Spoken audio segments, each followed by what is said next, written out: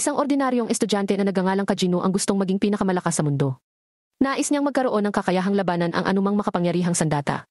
Kahit na nagsanay siya araw-araw para lumakas, alam niyang hindi pa rin ito sapat para makamit ang kanyang ninanais na kakayahan. Isang umaga nang siya ay patungo sa paaralan ay nakasalubong niya ang kanyang kaklase na nagngangalang Akane sa locker room.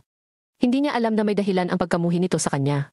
Nabukod sa lagi niyang nakakalimutan ang pangalan nito, ramdam din ni Akane na hindi talaga niya napapansin kanya. Pero kahit nainis si Akane sa kanya ay nanatili pa rin itong kalmado sa harap niya sa gabi, habang pauwi si Akane ay may biglang dumukot sa kanya. Nagkataon lang na malayo sa kanya si Kajuno. Kaya bago siya nawalan ng malay, alam niyang nakita siya nito. Dinala siya sa isang abandonadong gusali. Ngunit hindi alam ng mga dumukot na sinundan sila ni Kajino. Pagkatapos niyang magpalit ng damit ay pumasok siya sa loob ng building. Mabilis niyang natalo ang isa sa mga kalaban, ngunit matindi ang labanan sa isa pa niyang kalaban. Inakala ng kalaban na kaya niya itong talunin, ngunit hindi pa naipapakita ni Kajino ang kanyang tunay na husay at nang gawin niya ito, wala nang magagawa ang kalaban hanggang sa matalo siya ni Kajino. Lumapit siya kay Akane at naisip niyang papatayin siya nito. Kinaumagahan, sabay silang pumunta sa locker room at sa pagkakataong ito, hindi nakalimutan ni Kajino ang pangalan ni Akanes. Isang gabi pagkatapos ng kanyang pagsasanay, tumakbo siya sa kalsada at sa kasamaang palad ay nabundol siya ng isang truck. Agad siyang namatay ngunit muling isinilang sa ibang mundo na buo ang kanyang alaala. Matapos makita ang isang batang babae na magiging kapatid niya, hindi nagtagal ay napagtanto niya na napunta siya sa isang mundo kung saan gumagamit ang mga tao ng mahika. Kaya naisip niya na ito ay isang perpektong mundo para sa kanyang pangarap na maging pinakamalakas. Pinangalanan siyang Sid at pagkaraan ng ilang taon ay agad siyang nakakuha ng dakilang kapangyarihan. Pero itinago niya ito sa iba. Kahit nasa training sila ng kapatid niyang si Claire, hindi niya ipinakita kung gaano siya kagaling. Gabi-gabi, sinasalakay ni Sid ang mga masasamang grupo ng mga tao sa kanilang lugar. Sa isa sa kanyang mga operasyon, nakita niya ang isang halimaw na nakakulong. Dinala niya ito sa kanyang hideout para magsagawa ng eksperimento dito. Makalipas ang isang buwan, nagtagumpay siya sa kanyang eksperimento sa halimaw at nagawa niyang alisin ang sumpa dito. Ang halimaw na ito ay isang babaeng duwende.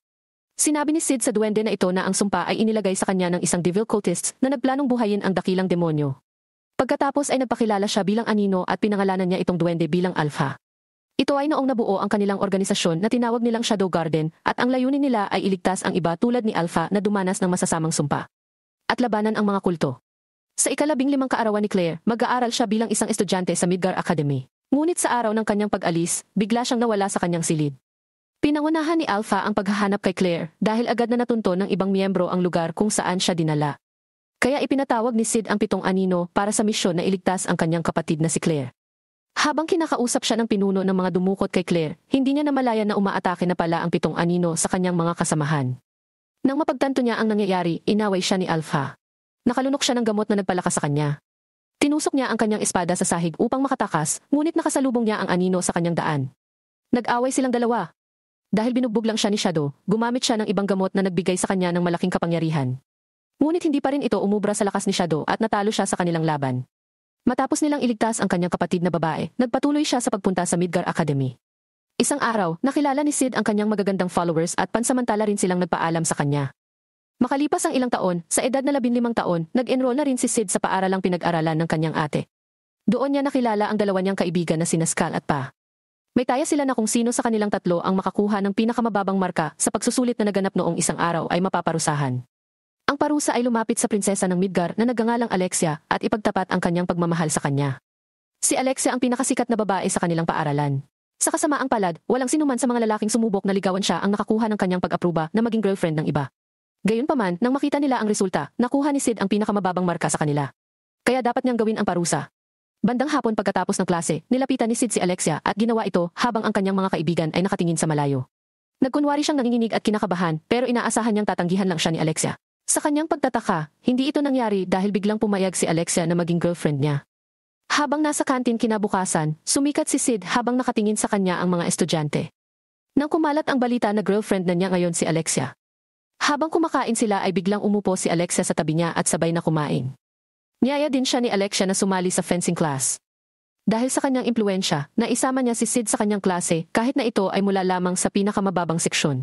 Ang guro sa klase na ito ay nagngangalang Zanon at siya ang lalaking napagkasunduan ng kanilang mga magulang na pakasalan si Alexia. Ito ang naging dahilan kung bakit napagdesisyonan ni Alexia na tanggapin si Sid bilang nobyo at nagpanggap na in love dito. Dahil ayaw niyang pakasalan si Zenon, pinili niya si Sid dahil sa tingin niya ay kabilang ito sa mababang uri ng mga tao at inakala niyang kaya niya itong sundin ang mga utos nito sa maliit na halaga.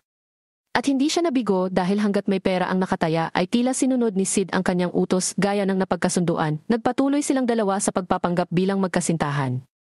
Kinabukasan, habang papasok na sila sa school, may 3 lalaki na naghihintay kay Sid. Inakusahan nila siya ng pagdukot kay Alexia dahil siya ang huling nakasama niya bago siya mawala. Dinala siya sa isang kwarto at pinahirapan para ipagtapat kung saan niya dinala si Alexia. Nagkukunwaring nasasaktan siya sa ginagawa sa kanya, kaya ituturing siyang normal na tao ng mga nagpapahirap sa kanya. Alexia, nagising at natagpuan ang kanyang sarili na nakatali sa isang kama sa isang bilangguan. Tapos may nakita siyang halimaw na babae sa tabi niya. Isang lalaki ang biglang dumating doon na may mga iniksyon para kumuha ng dugo sa kanya. Kailangan daw niya ng dugo niya para sa eksperimento na ginagawa nila ngayon. Matapos pahirapan si Sid, pinalaya siya sa hapon, ngunit may mga sumusunod pa rin sa kanya pauwi. Pagpasok niya sa kwarto niya ay naroon si Alpha na naghihintay sa kanya. Nag-usap sila at binigyan siya ni Alpha ng update sa Shadow Gardenas operations. Alam nila na ang pagdukot kay Alexia ay ginawa ng mga kulto dahil hinahabol nila ang kanyang dugo. Bago umalis si Alpha, tinanong niya si Sid kung gusto niyang alisin niya ang mga sumusunod sa kanya. Makalipas ang ilang oras, dumating si Beta para magbigay ng update sa operasyon na kanilang gagawin. Ipinaalam din niya kay Sid na handa na ang lahat ng anino. Bumaba si Sid para harapin ang 2 miyembro ng kulto dahil alam niyang nagtanim sila ng ebidensya sa kanyang lugar na maaaring gawing dahilan para muling arestuhin siya. Biglang natumba ang 2 tao at nagulat sila dahil ito pala ang inutusan nilang sumunod sa si. Agad din silang pinatay ni Sid at nagsimula na ang kanilang misyon. Samantala, nang hina si Alexia sa lahat ng ginawa sa kanya, dumating muli ang lalaki at sa pagkakataong ito ay may dalang malaking injection. Puno ng dugo. Itinurok niya ito sa babaeng halimaw at bigla itong naging isang nakakakilabot na nilalang.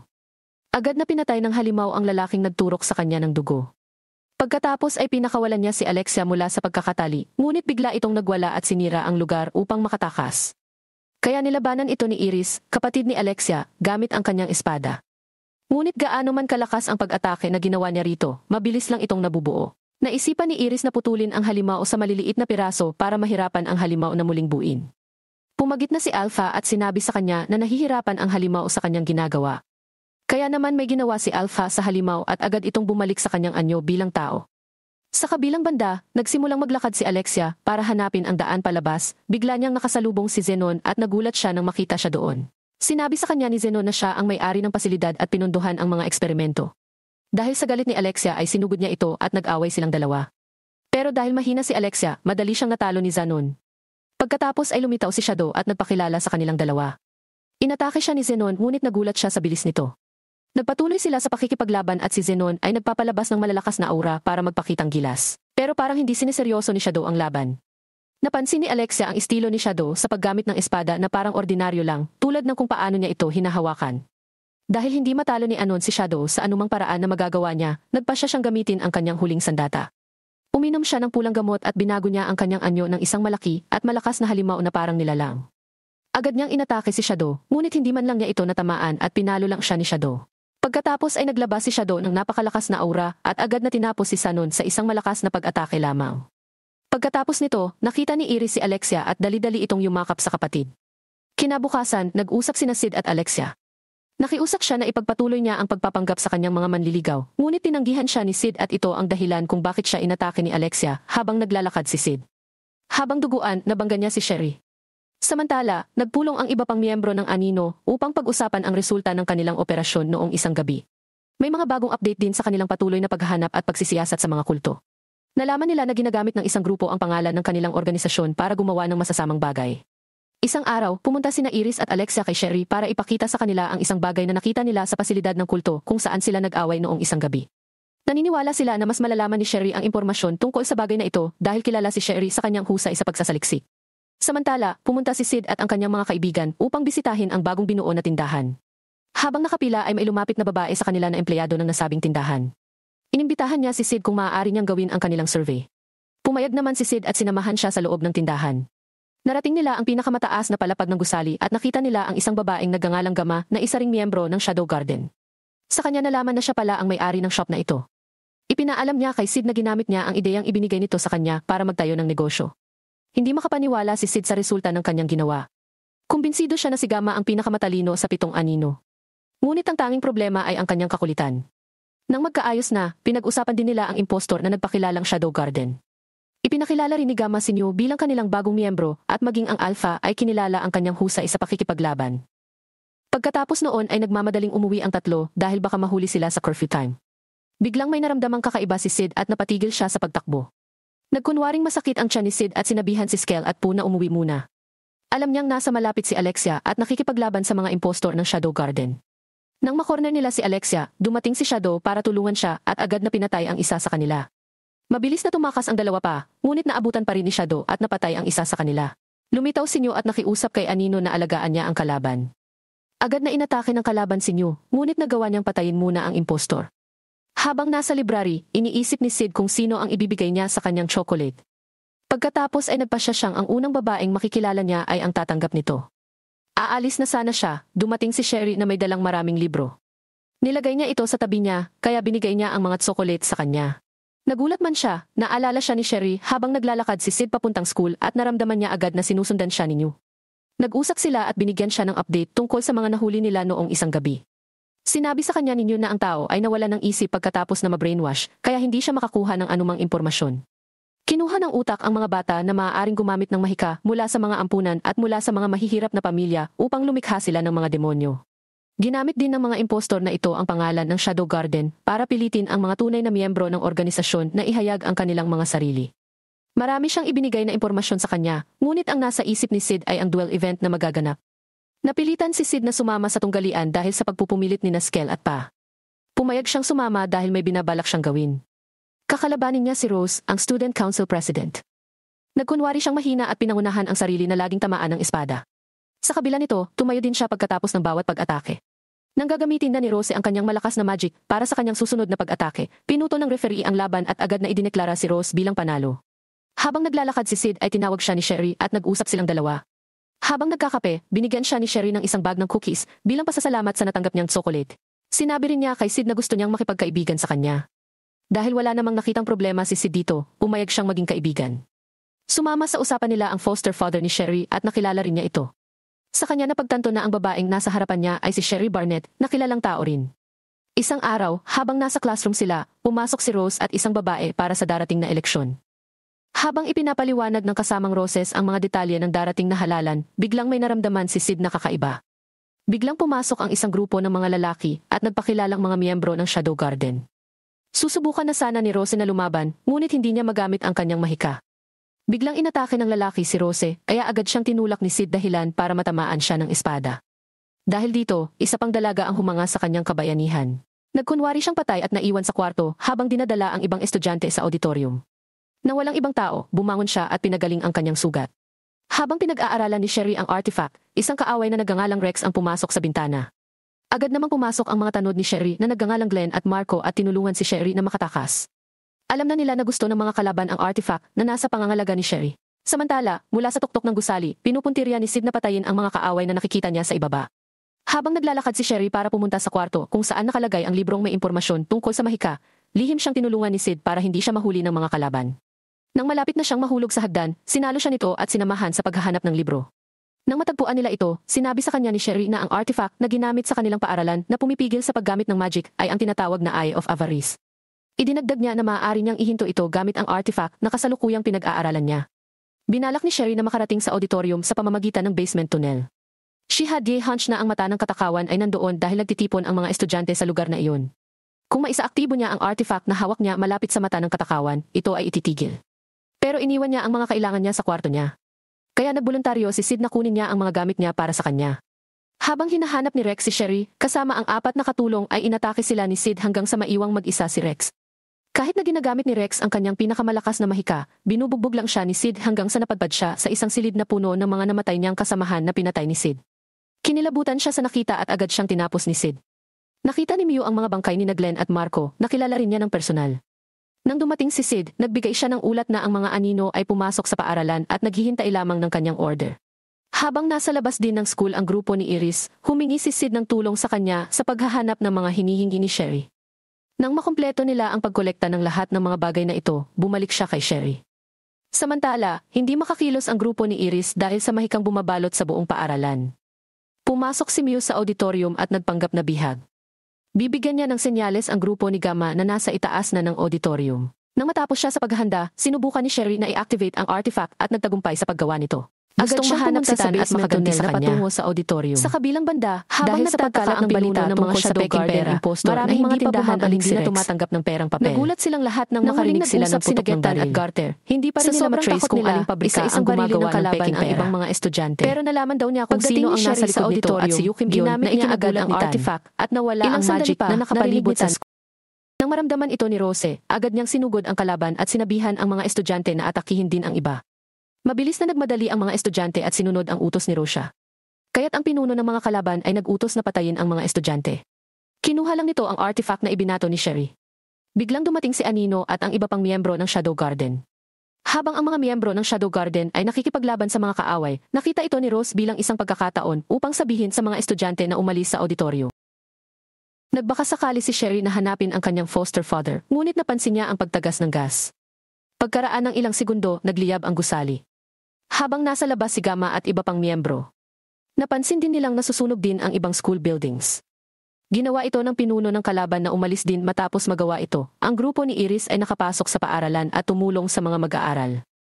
Nakita niya si Rose at nalaman niya ang buong na may dalawang grupo na nagpakilalang Shadow Garden at kasalukuyang nag-aaway. Nang makatakas sila, pinatay ng Shadow Garden ang mga kalaban at nakuha din ng Gamas Group ang kailangan nila sa paaralan. Naghihintay na lamang sila ng Anino upang maalis ang pinuno ng kalaban. Isa-isang kinuha ng pinuno ng kalaban ang mga libro sa isang silid at sinunog sa sahig. Nagpakita sa kanya si Sid at alam na niyang ang pinuno ng mga kalaban ay ang assistant principal ng paaralan at si Sherry Foster. Lutheran. Sinimula ni Barnett Lutheran na sabihin kay Sid ang kanyang nakaraan at kung paano niya nakilala ang ina ni Sherry na isa ring mahusay na mananaliksik. Nang makita niya ang mata ng katakam-takam na artifact na matagal na niyang hinahanap, binalak niyang ibigay ito sa gobyerno bilang pangangalaga dahil ito ay isang mapanganib na bagay. Ngunit hindi nagustuhan ni Lutheran ang ideya. Kaya pinatay niya ito na hanggang ngayon ay hindi pa rin alam ni Sherry. Away silang dalawa at nagkunwaring madaling talunin si Sid. Ngunit lumitaw si Shadow at ginamit ni Lutheran ang mata ng katakawan sa kanyang katawan. Binigyan siya nito ng malaking kapangyarihan. Ngunit kahit anong gawin niyang pag-atake kay Shadow, hindi niya ito matamaan. Ginamit niya ang pinakamalakas niyang atake, ngunit siya lang ang nasugatan. Muli niyang inatake si Shadow at sinabi rin ito sa kanya na inayos na niya ang mga dapat niyang gawin. Gusto niyang si Shadow ang sisihin sa lahat ng nangyari at kilalanin bilang taksil ng Sumagot si Shadow na wala siyang pakialam kung gawin niya ito dahil hindi sinadya ng Hardin ng Shadow na tahakin ang daan upang maging mabuti o masama. Nilinaw niya na tinatahak lamang nila ang landas na gusto nila. Isa-isang tinusok ng Anino ang mga braso at binti ng mga Lutheran. At ginawa rin niya sa kanya ang ginawa ni Lutheran sa ina ni Sherry.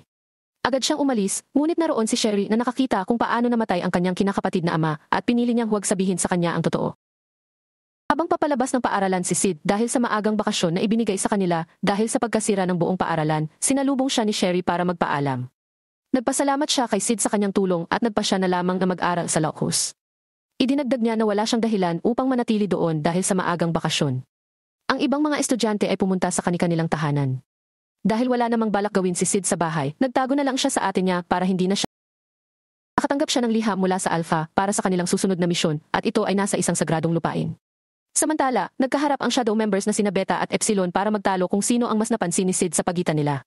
Sa kalagitnaan ng kanilang pagtatalo, dumating si Mew upang ipaalam sa kanila ang mga bagong misyon na ipinadala ng Alpha. Sa kabilang banda, pumunta ang magkapatid na Alexia at Iris sa mga tindahan ng gamas upang mamili si Alexia ng mga bagay na gagamitin niya sa kanyang nalalapit na pag-alis sa sagrado. Sinimulan ni Sid ang paglalakbay sa sagradong lupain at kasama niya si Rose. Mabilis talaga siyang makarating sa sagradong lupain.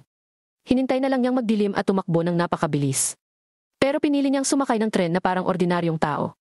Pero napagtanto niyang nagkamali siya sa desisyong ito dahil pagdating niya sa istasyon ng tren ay nakita siya ni Rose at ito ang dahilan kung bakit sila magkasama sa biyahe.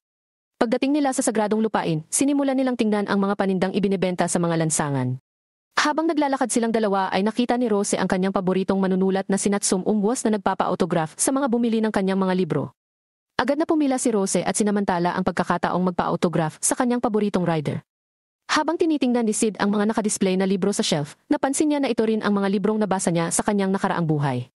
Iniisip niya na baka hindi ito nagkataon at baka may ibang katulad niya na nag-reincarnate at nabuhay sa parehong mundo.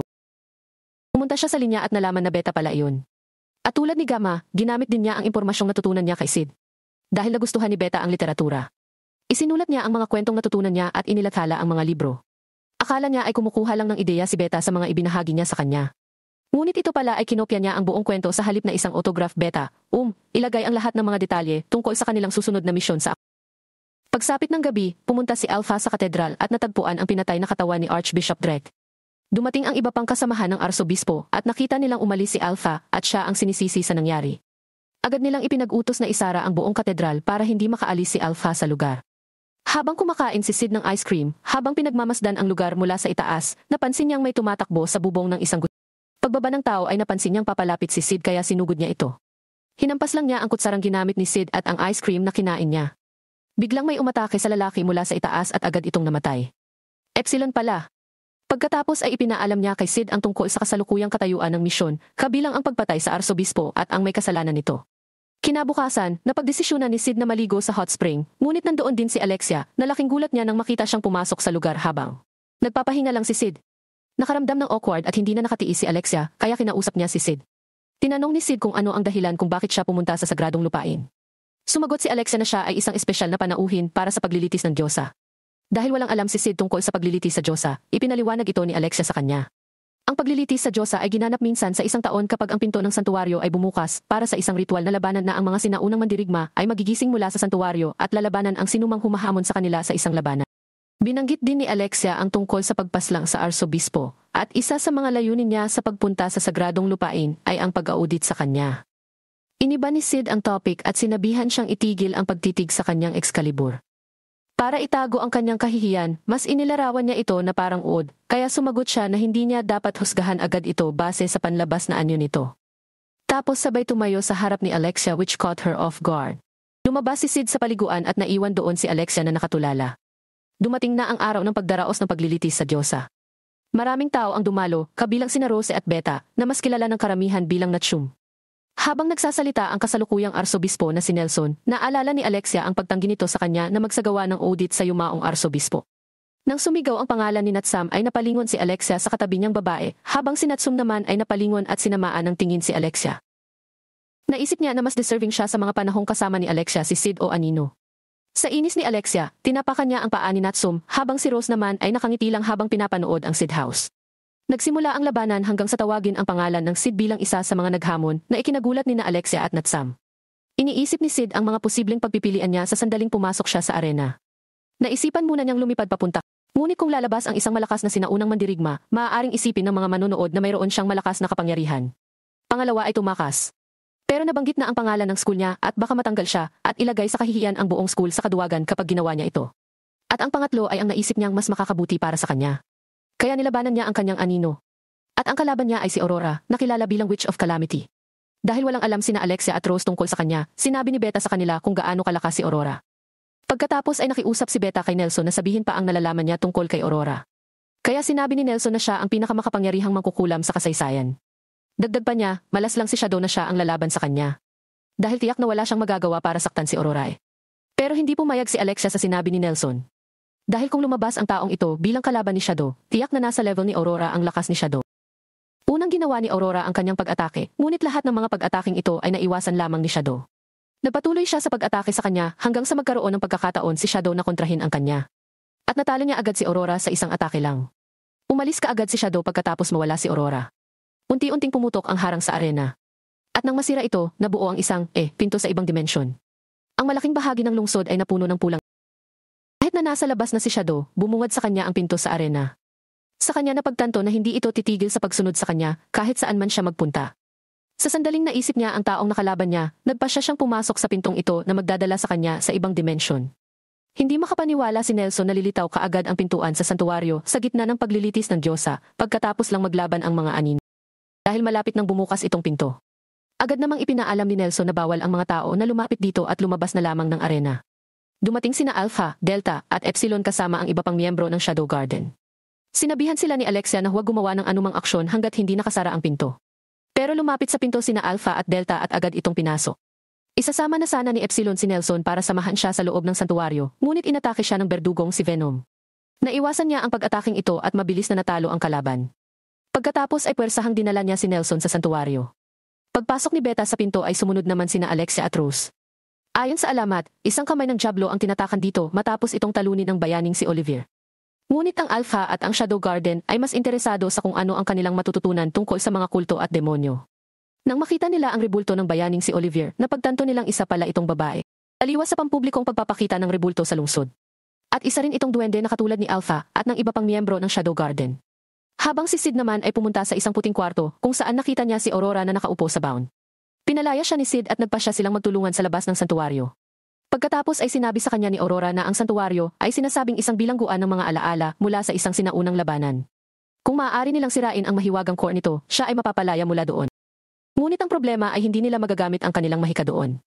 Pagkalabas nila, at habang naglalakad sa garden, nakita nila ang batang Aurora na umiiyak. Lumapit ang dalawa sa kanya. At dahil sa inis ni Aurora sa kanyang pag-iyak ay sinampal niya ito. Nang buksan ni Alpha ang isang pinto, dinala sila sa mga alaala ni Olivier. Sila ay nasa isang pasilidad kung saan tinipon ng mga kulto ang mga batang ulila at nag-eksperimento sa kanila. Karamihan sa kanila ay hindi makayanan ang ginagawa sa kanila. At namatay mula sa mga epekto ng mga eksperimento. May ilang mga babae ang nakaligtas doon na itinuring na may nagmamay-ari. Si Olivier ay isa sa ilang mga bata na katugma sa mga selula ng Diablo na iniksyon sa kanila ng mga kulto. Nang magkaroon si Olivier ng kapangyarihan ng Diablo, binigyan siya ng misyon. Ano? Alam ng lahat na ang misyon na ito ay upang talunin ang demonyo. Ngunit ang totoo ay makakakuha si Olivier ng higit pang mga sel mula dito. Sinunod niya ang utos, iniisip na ito ay humahantong sa mapayapang buhay ng mga tao. Ngunit kahit na pinutol ni Olivier ang ilang bahagi mula sa demonyo, hindi pa rin ito namatay. Gamit ang mga sinaunang artifact, nagawa nilang pigilan ang isa sa mga kamay ng demonas. Nang mabuksan nila ito, pinag-aralan nila ang dugong nagmumula sa laman nito. Pagkatapos ay nilikha nila ang gamot na nagbibigay ng malaking kapangyarihan sa mga umiinom nito. Ngunit ang talagang nais ng mga kulto ay lumikha ng isang gamot na bukod sa sukdulang kapangyarihan na maibibigay nito. Maaari din itong pigilan ang isang tao sa pagtanda. Kaya't ang isang tao ay maaaring magkaroon ng walang hanggang kabataan. Ang gamot na ito ay tinatawag na Beads of Diablo. Ngunit may dalawang bagay na dapat tandaan kapag umiinom ng gamot na ito. Una ay siguraduhin na dapat itong inumin isang beses sa isang taon upang hindi mawala ang epekto nito. Ang pangalawa ay alalahanin na mayroon lamang 12 piraso ng gamot na maaaring nabanggit ang matataas na opisyal ng kultong organisasyon na sinasabing Knights of Rounds. Nalaman nilang binubuo ito ng 12 miyembro. At isa na rito si Archbishop Nelson. Idinagdag ni Alpha na upang maperpekto ang mga butil ng Diablo. Naisip ng mga kulto na isa sa mga kailangan na kinakailangan ay ang mga tulad niya na may dugo mula kay Olivier. Magbabagong anyo na ang arsobispo nang bigla siyang sinaksak mula sa likuran ni Delta. Ngunit buhay pa rin ito at inatake sila. Kaya naghiwalay sila. Pumunta si Alpha at ang iba pa sa isang lugar na puro puti kung saan nakaharap nila si Nelson at ang mga clone nito, habang si Epsilon at ang iba pang miyembro ng Shadow Garden ay naiwan. Agad na sinugod ni Delta si Nelson at nag-away silang dalawa. May napansin siyang kakaiba at ganoon din si Alpha. Lumalabas na habang papalapit sila sa gitna ng santuwaryo ay hinihigop ang kanilang kapangyarihan. At si Nelson naman ay lalong lumakas. Habang papalapit siya sa gitna, naisip ni Nelson na siya ang may kalamangan. Pero ang ikinagulat niya, mas malakas pa sa inaasahan niya ang mga babaeng kalaban niya. Ipinakita ni Delta kung gaano siya kalakas habang ginagamit niya ang kanyang bakal na slab at binasag ang mga clone ni Nelson. Samantala, ang iba pang miyembro ng Shadow Garden ay naglibot sa pasilidad. Tapos may nakita silang parang zombie habang papalapit sa kanila. Lumapit si Epsilon dito. Nang magkita sila, parang kaluluwa ng bata at biglang nawala. Dumating sila sa lokasyon ng data sa mga eksperimento na ginawa ng mga kultong natagpuan nila doon. Ang impormasyon na makakatulong sa kanila sa kanilang pagsisiyasat sa mga kulto at mga demonyo. Habang sina Sid at Aurora ay dinala sa lugar kung saan naganap ang sinaunang labanan. Sa malawak na hukay, muli nilang nakita ang batang Aurora. Hiniram ni Aurora ang espada ni Sid at nang papatayin na sana niya ang batang Aurora, bigla siyang inatake ng mga namatay sa labanan. Buti na lang at mabilis siyang nailigtas ni Sid. Isa-isang tumayo ang mga bangkay na kanina pa nakahandusay at lumapit sa kanila. Nakipaglaban sila sa kanila at itinumba ang karamihan sa mga bangkay. Inatake ni Sid ang batang Aurora gamit ang kanyang espada. Pagkatapos ay inilipat sila sa gitna ng santuwaryo. Nakita nila ang espada na siyang tanging makakasira sa mga tanikala na nakaharang sa pinto. Nang sinubukang bunutin ni Sid ang espada, nakita ni Aurora ang nakasulat sa ibaba na ang mga inapo lamang ng may-ari ng espada ang makakabunot nito.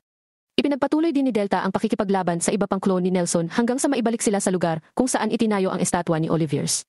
Pinaalis ni Nelson si Olivier habang dumating ang grupong Epsilon upang ipaalam sa Alpha na tapos na ang kanilang investigasyon, agad silang umalis sa lugar habang naiwan sina Nelson at Olivier. Biglang nakatanggap si Nelson ng impormasyon na may pumasok sa gitna ng santuwaryo. Habang nag-uusap sina Sid at Aurora, dumating sina Nelson at Olivier. Napansin agad ni Sid na kahawig ni Alpha ang babaeng kasama ni Nelson. Inutusan ni Nelson si Olivia na patayin si Sid, kaya sinimulan niya itong salakayin ng bilis ni Olivier. Nagawa niyang tamaan si Sid ng maraming beses sa kanyang mga atake.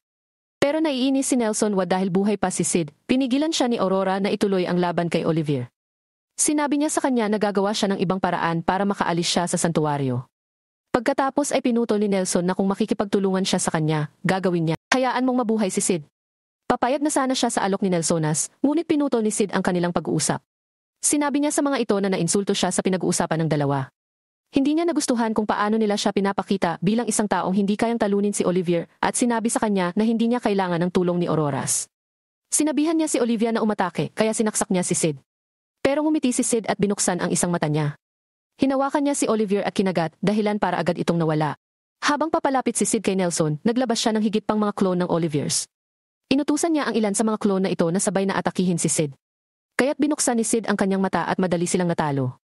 Laking gulat ni Nelson nang makita niya ang sandata ni Sid at nagagawa niyang gumamit ng mahika. Sinabi sa kanya ni Sid na kailangan lang niyang gawing mas solid ang kanyang magic para hindi ito madaling maabsorb ng sanctuary. Naasar si Nelson at inutusan ang lahat ng clone na sabay-sabay na atakihin siya. Kaya pinakawalan ni Sid ang kanyang dakilang kapangyarihan habang si Alpha at iba pang miyembro ng Shadow Garden ay namangha habang nanonood sa labas. Maging ang dalawang prinsesa ay nabigla sa matinding kapangyarihang ito. Nakita ni Sid ang putol na braso ng mga demonyo na nakagapos sa mukha ni Auroras. Tapos bigla siyang nagising sa tabi niya. Nang hahawakan na sana siya ni Aurora, ay unti-unting nawala ang kamay nito. Bago tuluyang nawala si Aurora, nagpasalamat siya kay Sid sa mga alaala na kasama niya ito. Samantala, habang naglalakad sila pabalik, maraming tumatakbo sa isip ni Alexia tungkol sa mga nangyari, kasama na ang Shadow Garden at ang mga kulto. Nais niyang mangalap ng karagdagang impormasyon sa mga bagay na nangyari at sa patuloy na labanan. Inalok niya sina Rose at Beta na makipagtulungan sa kanyang planong gawin at kapwa sumang-ayon sa kanya. Nagbigay ng ulat si Epsilon kay Alpha tungkol sa kumpletong pagkawasak ng santuwaryo at ng banal na espada. Idinagdag niya na hindi nila nakuhang muli ang isang sample mula sa mahiwagang core nito. Napag-usapan din nila ang Beta's mission na makihalubilo sa mga prinsesa. Kinumpirma ni Epsilon na tama rin ang kanilang teorya na may ibang pangalan si Aurora at ito ay ang demonyong si Diablo. Pagkatapos nito, hiniling sa kanya ni Alpha na maghanda para sa kanilang susunod na misyon at ito ay sa maharlikang kabisera ng Midgar. Habang nagpapatuloy ang kanilang misyon, nakipag-usap si Gamma sa isang ahente na nagbebenta ng lupa sa Madrid. Habang hinihikayat siya ng ahente na ito na bilhin ang lupa, pumasok si Neo at ipinaalam sa kanya na kumpirmadong may petrolyo sa lugar. Agad namang pumayag si Gamma sa alok ng adyenta at binili ang lupa. Inutusan din ni Mio ang iba na magsimulang bumili ng mga lupain sa paligid ng Ilog Nile. Inihayag ni Gamma sa Alpha ang paparating na pagbisita ng Royal Chancellor ng Oriana na pinangalan ng Perv Ashat sa Royal Capital ng Midgar. Habang naliligo ay nagkwentuhan si Alexia at ang kanyang kapatid na si Iris tungkol sa nangyari sa banal na lupain. Kasama sa kanilang napag-usapan ang paparating na pagbisita ng hari ng Oriana na isa sa mga kapanalig ng kanilang kaharian. Binanggit din ni Iris ang nalalapit na pagdiriwang ng Bushan na balak niyang salihan dahil gusto niyang manalo ito. Kung magtagumpay siya, makukuha niya ang buong suporta ng mga tao at pinapakinggan niya ang kanilang ama o ang hari at ang matataas na opisyal sa kanyang gustong sabihin. Nag-aalala si Alexa na ang mga kulto at ang mga miyembro ng Shadow Garden ay maaaring makasali muli sa pagdiriwang ng Bushan. Ngunit hindi ito nadamay ni Iris kahit na alam niya na ang mga miyembro ng Shadow Garden, lalo na ang Anino, ay nagtataglay ng malaking kapangyarihan. Kung sakaling makagambala ang mga kulto sa mga hardin ng Shadow sa pagdiriwang ng Bushin, dapat silang talunin. Habang nasa training si Rose ay bigla siyang nakaramdam ng kung ano sa dibdib niya at nagulat siya sa nakita niya doon. Sa simula ng pagdiriwang ng Bushan, ang mga gustong lumahok dito ay nagmula sa iba't ibang lugar. Samantala, nasa taas lang ng isang building si Sid at pinagmamasdan ang mga gustong sumali. Balak din niyang sumali dito at magpapanggap na lang na mahinang kalahok para magulat ang mga manonood sa mga ipapakita niya sa contest.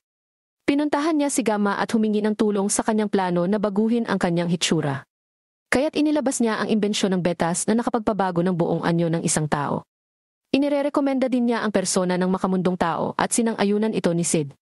Pagkatapos ng sesyon, nagtagumpay silang kopyahin ang eksaktong mukha at katawan ng makamundong tao. Habang nasa labas si Sid sa katauhan ni Mundane na lalaki, nakilala niya si Rose dahil sa hitsura ng Sids. At pinayuhan siya ni Rose na huwag sumali sa pagdiriwang ng Bushan. Kaya sumagot si Sid at sinabi sa kanya na huwag husgahan ang isang tao sa panlabas na anyo. At saka siya umalis. But he actually likes in Rose's reaction kasi nagtagumpay siya sa disgis niya.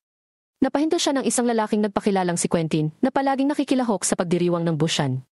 Sinabi sa kanya ni Quentin na ayaw niyang makakita ng mga mahihinang tulad niya, ngunit nagalit siya nang sabihin sa kanya na siya ay mas mahina. Tinalo niya si Sid na nagpapanggap lang na nananakit sa mga suntok ni Quintonas, pero... At nagsalita si Rose at pinatigil siya. Kaya umalis na si Quentin at lumapit si Rose kay Sid. Balak niyang pagalingin ang mga sugat na dinanas nito, ngunit sinabi sa kanya na hindi na niya ito kailangan. Bago umalis si Sid ay nagpakilala muna sila sa isa't isa. Pagkatapos niyang magparehistro sa patimpalak, nakilala niya at nakausap si Skel. Binalak ni Skel na tumaya sa mga laban na magaganap sa pagdiriwang ng Bushin. Dahil magsisimula ang paligsahan sa preliminary, doon niya kukunin ang data ng kanyang mga potensyal na kalahok. Sinabi rin niya kay Sid ang mga posibleng manalo sa tournament at kasama rito sina Iris at Rose. Kinagabihan, habang pauwi si Sid ay nakasalubong niya si Rose. Nabanggit niya sa kanya na ipinakilala siya ng kanyang ama sa kanya, na perv-ass at pagkatapos ay sinabi ni Rose na ihayag ang kanyang dahilan kung bakit pinili niyang hawakan ang espada. Sinuway din niya ang kagustuhan ng mga tao sa kanyang paligid na sundin ang sining at kultura kung saan kilala ang kanilang lugar. Dagdag pa niya, nagsimula ang interes niya sa paghawak ng espada nang siya ay iligtas ng isang lalaki na gumagamit din ng espada. Bago umalis si Rose, tinanong niya si Sid kung magtitiwala ito sa kanya kahit anong mangyari. Sabi ni Sid kay Rose at binigay ang binili niyang pagkain. Kinabukasan, dinala ni Skel si Sid para panoorin ang labanan sa preliminary habang sinabi niyang kailangan niyang kolektahin ang data para sa mga potensyal na kalahok na maaari niyang. Tumaya sa pagkatapos ay nakilala nila si Golju, na isa rin sa mga kalahok, at inalok niyang tulungan si Skel sa pagpili ng pinakamalakas na kalahok. Umalis saglit si Sid dahil susunod na maglalaban ang makamundong tao at ang kalaban niya ay Gonzales ang pangalan. Sinabi ni Golda na sa abot ng kanyang pagmamasid, si Gonzales ay may power level na 1,364, habang ang mundane na tao ay may power level lang na 33. Nang magsimula ang laban, nagulat silang lahat nang unang bumagsak si Gonzales sa bilis ng mundane's attack. Hindi ito nakita ng ibang tao, ngunit nakita ni Rose. Dahil sa kahihiyan, sinubukan ni Golda ng mga tuwiran para sa kanyang mga maling kalkulasyon, ngunit tiniyak niya sa Skel na magbabago ang mga bagay dahil lalaban siya sa makamundong bukas. Kaya sinabi niya kay Skel na dapat alam na niya kung sino ang tatayan niya. Pagbalik ni Sid, humingi agad si Skel ng pondo para tumaya bukas dahil siguradong panalo sila. Habang nagpapahinga si Sid, nagmamadaling pumunta si Skel sa kanyang kwarto para ipakita sa kanya ang laman ng dyaryo. Ang balita ay tungkol kay Rose na sinaksak umano ang kanyang pervas hat at hindi pa alam kung nasaan.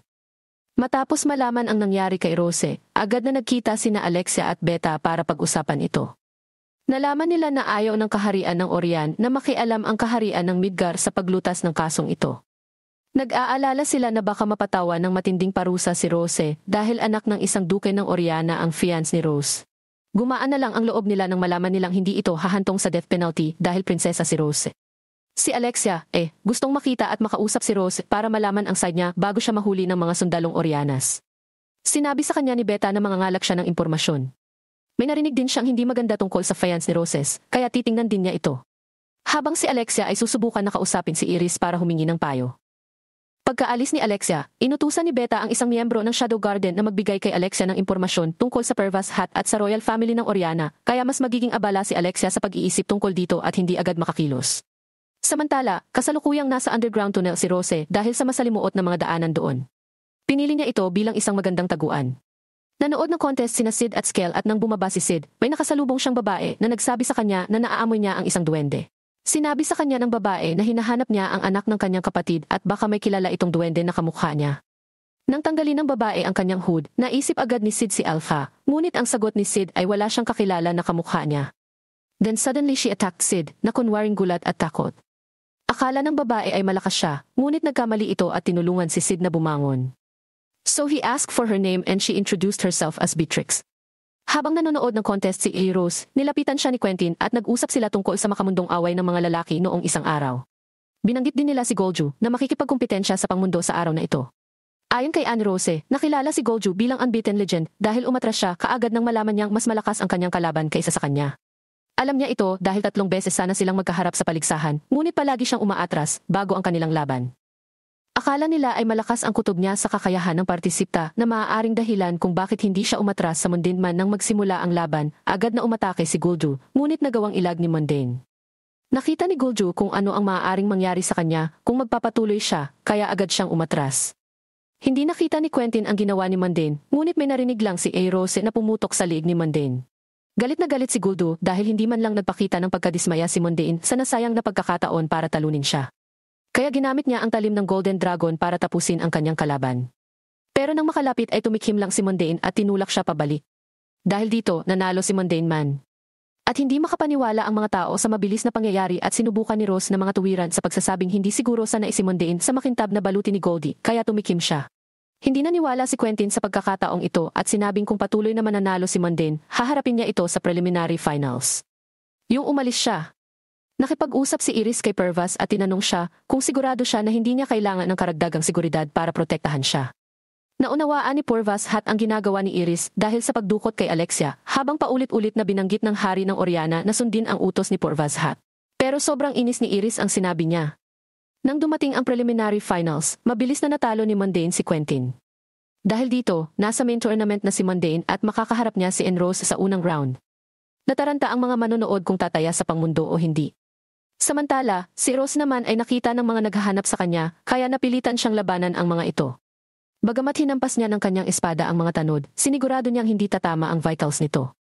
Agad din siyang tumakbo dahil may iba pang lumalapit at patuloy na hinahabol siya. Habang iniisip ni Sid ang nalalapit na patimpalak, binisita siya ng Skull para ipakita ang reward sa sinumang makakahuli o makakapagbigay ng impormasyon sa kinaroroonan ng mga rosas. Gusto ni Skell na gawin nila ito para makuha nila ang reward. Nang makita ni Sid, si Claire na papasok sa bahay, agad siyang nagbihis at hinila si Skell palabas para simulan ang kanilang operasyon para hanapin si Rose. Hindi alam ni Skell na isa lang itong paraan para magpalipas ng oras si Sid habang wala pa rin sa muod ang kanyang ate. Pagkatapos ay narinig niya ang tunog ng isang piano at naalala ang kanyang nakaraang buhay bilang isang mahusay na pianist din habang pinakikinggan niya ito, napagtanto niya na iyon ang paborito niyang sonata sa liwanag ng buwan. Agad siyang nagtaka kung bakit alam ng sinuman sa mundo ang sonata ng liwanag ng buwan, kaya naisip din niya na ang taong tumutugtog nito ay maaaring muling magkatawang tao tulad niya. Pagpasok niya sa building, si Epsilon lang ang nag-apply ng mga natutunan niya sa kanya. Pagkatapos niyang tumugtog ng piano, nag-usap sila at nabanggit niya na nakatanggap siya ng award mula sa Royal Family dahil sa kanyang piano performance. Ipinaalam niya kay Sid na imbitado rin siya ng kaharian ng Oriana.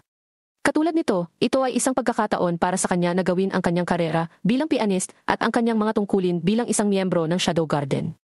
Kaya tinanong siya ni Sid kung alam niya o may impormasyon ba siya tungkol sa kinaroroonan ni Roses. Dahil si Beta ang nakatalaga tungkol dito. Walang gaanong impormasyon si Epsilon, ngunit ang alam lang niya ay nagtatago si Rose sa isang underground tunnel. Kaya nagpaalam si Sid at umalis upang ipagpatuloy ang paghahanap. Samantala, nagkita sina Beta at Alexia para pag-usapan ang status ng kanilang paghahanap kay Rose. Binanggit ni Alexia ang sinabi ni Iris sa kanyang napansin. Parang kakaiba ang hari ng Oriana. Nang puntahan siya ng kanyang kapatid, tinanong siya ni Beta kung saan sila dadalhin ng hagdan. Saka sumagot si Alexia na papunta ito sa underground tunnel at susubukan nilang hanapin doon si Rose. Si Rose naman ay nanghihina na sa pakikipaglaban sa mga gustong mang-agaw sa kanya. Sa sandaling iyon, naalala niya ang mga pagkakataon sa kanilang palasyo na nakita niya ang kanyang ama, nakakaiba ang kinikilos at hindi na ang sarili. Nalaman niya kaagad na ito ay ginawa ni Perv at ang ibang mga opisyal sa kaharian ay may kinalaman sa paggawa nito sa kaharian. Sa kanyang galit, inatake niya si Perv na nasugatan at napagtanto niyang nahulog siya sa kanilang bitag upang siya ay madakip. Alam niyang miyembro ng kulto si Perv at ang iba pang miyembro nito ay kasalukuyang nakakalat sa kaharian ng Oriana. Iniisip niyang sumuko dahil ang mga inosenteng sundalo ng kanilang kaharian, na kinaladkad sa sitwasyon ay sumusunod sa utos at nasaktan siya. Naalala niya si Sid at kung paano niya sinabi dito na may tiwala siya rito. Bigla siyang nakaramdam ng matinding kirot sa kanyang dibdib dahil sa sumpa sa kanyang katawan. Nang marinig niya ang sonata ng liwanag ng buwan, tumayo siya at nagpatuloy sa paglalakad sa di kalayuan. Nagulat siya nang makitang tumutugtog ng piano si Anino habang pumapalakpak siya sa magandang musika. Tumayo si Shadow at tinanong siya tungkol sa mga plano niya ngayon. Malungkot na sagot ni Rose na gusto niyang protektahan ang kanyang mga mahal sa buhay, ngunit wala siyang magawa sa kanyang sitwasyon ngayon. Pagkarinig nito mula sa kanya, nagpasya siyang bigyan siya ng kapangyarihan at nawala ang sumpa sa kanyang katawan. Nang matanggap niya ang kapangyarihan, nawala si Shadow. Pagkaraan ng ilang sandali, ang mga humahabol sa kanya ay lumitaw na umaatake sa kanya. Pagkatapos ay sinubukan niya ang kapangyarihan na ibinigay sa kanya ni Shadow. Naramdaman ni Alexia ang dakilang kapangyarihan kung saan, kaya nagmadali siyang pumunta sa kinaroroonan nito. Tapos nakita niya si Rose na naglalakad papunta sa kanila, kaya nilapitan siya ng mga ito. Gustong malaman ni Alexia ang tunay na dahilan kung bakit niya ginawa iyon sa Perv, ngunit ayaw itong sagutin ni Rose dahil ayaw niyang madamay sila sa gulo na ito. Pero nagalit si Alexia at umatake na naging dahilan ng away nila. Ilang saglit pa, nakita ni Beta si Rose na paparating at karga-karga si Alexia na walang malay. Iniwan niya si Alexia sa pangangalaga ng mga Beta. Bago siya makaalis, sinabihan siya ni Beta na hindi siya pipigilan sa gusto niyang gawin at umaasa siyang magtagumpay siya sa kanyang mga plano. Pagkatapos ng kanyang sinabi ay agad na umalis si Rose. Pagbalik ni Sid sa kanyang tinutuluyan, nandoon pa rin si Claire, matyagang naghihintay sa kanya. Sa galit ni Clarice, sinakal niya ito at sa kanya lang napagtanto na lumalala na pala ang galit ng kanyang mga ate. Sa paglipas ng panahon, binigyan niya siya ng tiket para sa Bushan Festival para mapanood niya ang laban dahil siya ang kakatawan sa kanilang paaralan. Sa halip na si Rose. Isang araw, binisita ni Alexia si Beta sa kanyang opisina, ngunit nakaalis na siya. Ipinaalam sa kanya na kailangang magsaliksik si Beta sa ibang bansa, ngunit nag-iwan sa kanya ng isang sobre na naglalaman ng impormasyon tungkol sa kaharian ng Oriana na magagamit ni Alexia. Nagsimula na ang main tournament ng Bushan Festival at hindi inaasahan ni Sid na VIP ticket pala ang natanggap niya mula kay Claire. Nakita niya rin doon si Iris at magkatabi sila. Humingi ng tawad si Iris kay Sid dahil napagkamalan siya ng pagkawala ni Alexia noon na ginagawa ng mga zanan. Napag-usapan nila si Alexia at kinuwento nito sa kanya ang ginawa nito sa kanya noon. Nabanggit niya na gusto niyang makita ang isang tao, ngunit hindi ito bahagi. Kalahok sa pagdiriwang ng Bushan. Ito ang elf sword master na tinatawag na War Goddess. Ang kanyang pangalan ay Beatrix na nanalo sa pagdiriwang ng Bushan sa unang pagkakataon. At posibleng naroon siya sa isang lugar sa lugar. Biglang naalala ni Sid ang kilala niyang duwende na kamukha ni Alpha. Pagkatapos ay nagdahilan siya saglit dahil susunod na i-announce ang laban niya. Habang naglalakad, nakaramdam siya ng matinding kapangyarihan. Si Beatrix pala at tinanong niya ulit kung nakakita ba siya ng duwende na kamukha. She said na baka makita niya dun, yung hinahanap niya kasi maraming dumalo sa contest. Lumapit si Perv kay Iris at pinag-usapan nila ang nagaganap na away ni na Anne Rose at Mundane Man. Binanggit ni Iris na kahit mukhang mahina si Mundane, hindi pa rin siya sigurado kung mananalo si Anne Rose dahil mukhang hindi naabala si Mundane sa kanyang laban. Naalala ni Anne Rose ang mga nakaraang laban ni Mundanes at alam niyang hindi pa nito na ilalabas ang tunay na lakas. Nang magsimula na ang laban ay agad na umatake si Anne Rose. Pero nagawang harangin at iwasan ni Mundane. Maya-maya, nagsimulang umatake si Mundane at nagulat siya sa bilis nito. Kaya't naghanda siya ng isang counter sa makamundong susunod na pag-atake. Pagkatapos ng kanyang pag-atake, hindi niya inaasahan na nagawa niyang kalkulahin ang tamang distansya upang maiwasan ang kanyang counterattack. Ito ang naging dahilan kung bakit. At natalo si Rose at nanalo si Mundane sa laban. Humanga si Iris dito, ngunit hindi sila makapaniwala kung paano nagtagumpay si Mundane. Napansin din nila ang kakaibang estilo nito sa paghawak ng espada. Dahil ang sumunod na laban ay sa pagitan nila ni Mundane, pakiramdam niya ay may tinatago pa si Mundane, ngunit ayaw niyang magpatalo sa kanilang laban. Nang umalis si Iris, umalis din si Perv sa aran at inutusan ang kanyang mga tauhan na alamin pa ang tungkol kay Mundane dahil hinala niya na siya ay mula sa underworld. Samantala, at lumapit si Rosie kay Mundane upang batiin siya sa kanyang pagkapanalo sa kanilang laban. Inalok siya nito na sumama sa kanya sa Velgalta, ngunit tumanggi ito at sinabi sa kanya na baka hindi siya kasya doon. Matapos talunin ni Iris ang kalaban, nakita niyang paalis na si Beatrix sa arena, kaya hinabol niya ito. Nang makalapit ito sa kanya sa plaza, inalok siya ni Beatrix ng pagkain. Kinabukasan, bumalik si Sid sa pwesto ng VIP para manood ng contest. Dumating din si Iris para manood at makalipas ang ilang minuto, nakita nila si Beatrix na pinipigilan ng mga guard na pumasok. Pinuntahan sila ni Iris at sinabi sa mga guard na siya ang nag-imbita sa kanya. Nagulat ang mga guard nang malaman na ang babaeng ito ay si Beatrix habang si Perv ay nagpatuloy sa pagbibigay ng gamot kay Roses para madali nila itong makontrol. Kasama ang hari ng Midgar, manonood din sila ng paligsahan na natapos ng mga tauhan ng Perv sa paghahanap tungkol sa background ni Mondiñas, ngunit nabigo silang makakuha ng anumang impormasyon. Kinumpirma nito ang kanyang hinala na si Mundane ay maaaring talagang mula sa underworld. Nang dumaan sila sa harap ni Beatrix, sinabihan siya nito na mabaho siya. Sa sobrang galit, inutusan niya itong palabasin ng arena. Pero nang sabihin ni Iris ang pangalan ni Beatrix, nagulat siya at binitawan ito. Nagtaka siya kung bakit nandoon si Beatrix at gusto rin siyang patayin. Ngunit hindi niya alam kung paano ito gagawin dahil alam niya na sanay siya kaysa natapos ang laban ni Iris Clares at ang sumunod ay ang laban ni Mundane at Iris. Nang magsimula na ang laban, nakaramdam ng kakaiba si Iris na inatake siya nito dahilan upang agad itong umatras. Nagpatuloy ang kanyang imahinasyon na palagi siyang tinatamaan ng makamundong pag-atake. Nang dumating si Rose sa arena ng pagdiriwang ng Bushan, nakita niya ang mga bangkay ng mga kulto sa sahig. Pagkatapos ay nagpakita si Beta at iba pang miyembro ng Shadow Garden at sinabihan siyang ipagpatuloy ang balak niyang gawin. Napansin ni Iris na sa bawat bahagyang paggalaw ng makamundong braso, pakiramdam niya ay inaatake siya. Nagsimulang mapansin ng mga manunood kung ano ang reaksyon ni Iris at naisip na siya ay natatakot. Asar nito, kaya pinakawalan niya ang matinding kapangyarihan at agad na sinugod si Mundane. Nang malapit na siya kay Mundane ay napansin niyang hindi nito hawak ang kanyang espada na kanina pa hawak ni Mundane. Naiwasan niya ang atake nito at nagawa rin niyang mapatumba nang itinutok sa kanya ang espada nito. At dahil nawasak din ang kanyang espada, idineklara si Mundane na panalo sa laban. Umalis kaagad ang hari ng Midgar at nag-alala si Perv sa kanyang nakita. Habang si Beatrix ay namangha sa Mundane's teknike, sinabi rin niyang gusto niya itong labanan. Biglang sumulpot si Rose at hinarap si Perv at ang kanyang ama. Humingi siya ng tawad sa kanyang ama sa mga nagawa niya. Biglang nagsalita ang kanyang ama at sinabing napatawad na siya nito na ikinagulat ni Perv. Tapos biglang umatake si Rose. Ngunit agad na ginawang kalasag ni Perv ang ama ni Roses, dahilan para sa halip ay saksakin siya nito. Matapos ang pagkamatay ng kanyang ama, balak din niyang wakasan ang kanyang buhay.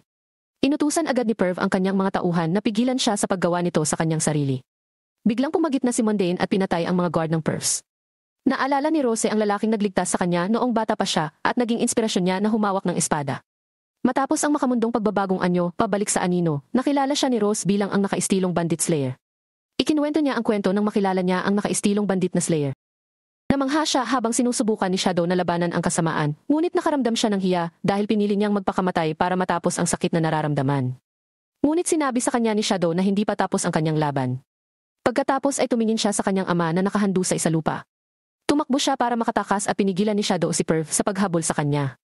Nang tawagan ni Perv ang iba pa niyang guards, lahat sila ay pinatay ni Beta at ng iba pa. Biglang inatake ni Beatrix si Shadow at sa sobrang lakas ng impact mula sa pag-atake, unti-unting nawasak ang gusali. Kaya agad namang umalis doon si Perv. Nagpatuloy ang kanilang away sa tuktok ng isang gusali. Biglang nawala si Shadow at pumunta sa likod ni Beatrix na ikinagulat niya sa bilis nito. Dumating si Iris L with the mithril blade and told Beatrix that they will fight together against him. 2 beses niyang ginamit ang kapangyarihan ng mithril blade sa kanya, ngunit 2 beses lang niya itong naiwasan. Inatake siya ni Beatrix at nagpatuloy ang kanilang laban. Nang malayo na si Rose ay nakasalubong niya si Alpha. Inalok niya si Rose na piliin kung lalaban ba siyang mag-isa para iligtas ang kaharian ng Oriana o makikipagtulungan siya sa hardin ng Shadow. Dahil naramdaman ni Rose na matutulungan siya ng Shadow Garden para iligtas si Oriana, pinili niyang makipagtulungan sa grupo. Sa kabilang banda, nagpatuloy pa rin ang laban ni Shadow at Beatrix hanggang sa makarating sila sa ibang bahagi ng lupa. Sinabi ni Iris kay Beatrix na gagawin niya ang lahat para pigilan siya at gusto niyang samantalahin niya ang pagkakataong ito para salakayin si Shadow habang ginagawa nila ang planong ito. Hindi pa rin ito umubra dahil sa lakas at bilis niya, dahilan para mabugbog niya silang dalawa. Nang tumayo sina Iris at Beatrix, naglabas ng malakas na kapangyarihan si Shadow na ikinatigilan ng dalawa habang pinagmamasdan siya. Biglang lumiwanag ang buong lungsod at nawala si Shadow sa kanilang paningin. Inis na inis si Iris sa kinalabasan ng laban kaya't ang tanging nagawa niya ay ang mapaluha habang si Beatrix ay nagpasya na umalis sa Midgar kahit na hindi pa niya nahahanap ang kanyang pamangkin. Sinabi ni Beta na nagtagumpay si Anino na gawing abala si Midgar sa kanilang paghahanap sa kanya. Sa kasong ito, hindi magiging kasangkot si Midgar sa kaguluhan sa Oriana. Makalipas ang ilang araw, nagsimulang ipasok muli ang mga estudyante sa paaralan at patuloy na nagpanggap si Anino bilang isang ordinaryong at mahinang estudyante. Sa kabilang banda, kinuha ni Alpha si Rose at dumiretso sila sa sinaunang kabisera, Alexandria, kung saan matatagpuan ang Shadow Gardenas hideout. Sinabi ni Alpha kay Lamb na sanayin si Rose hanggang sa mabuo niya ang kanyang tunay na kakayahan. Kaya tinawagan ni Lambda ang kanilang 2 miyembro para ipaalam na kasama si Rose sa kanilang grupo. Makalipas ang ilang araw, nagkaroon ng pagpupulong ang Shadow Garden tungkol sa progreso ng kanilang mga plano. Ipinaalam ni Beta kay Shadow na pagkatapos ng insidenteng nangyari sa Bushin Festival ay wala pa silang napansin. Aksyon mula sa kulto ng mga demonyo at sekta ng Fenrir.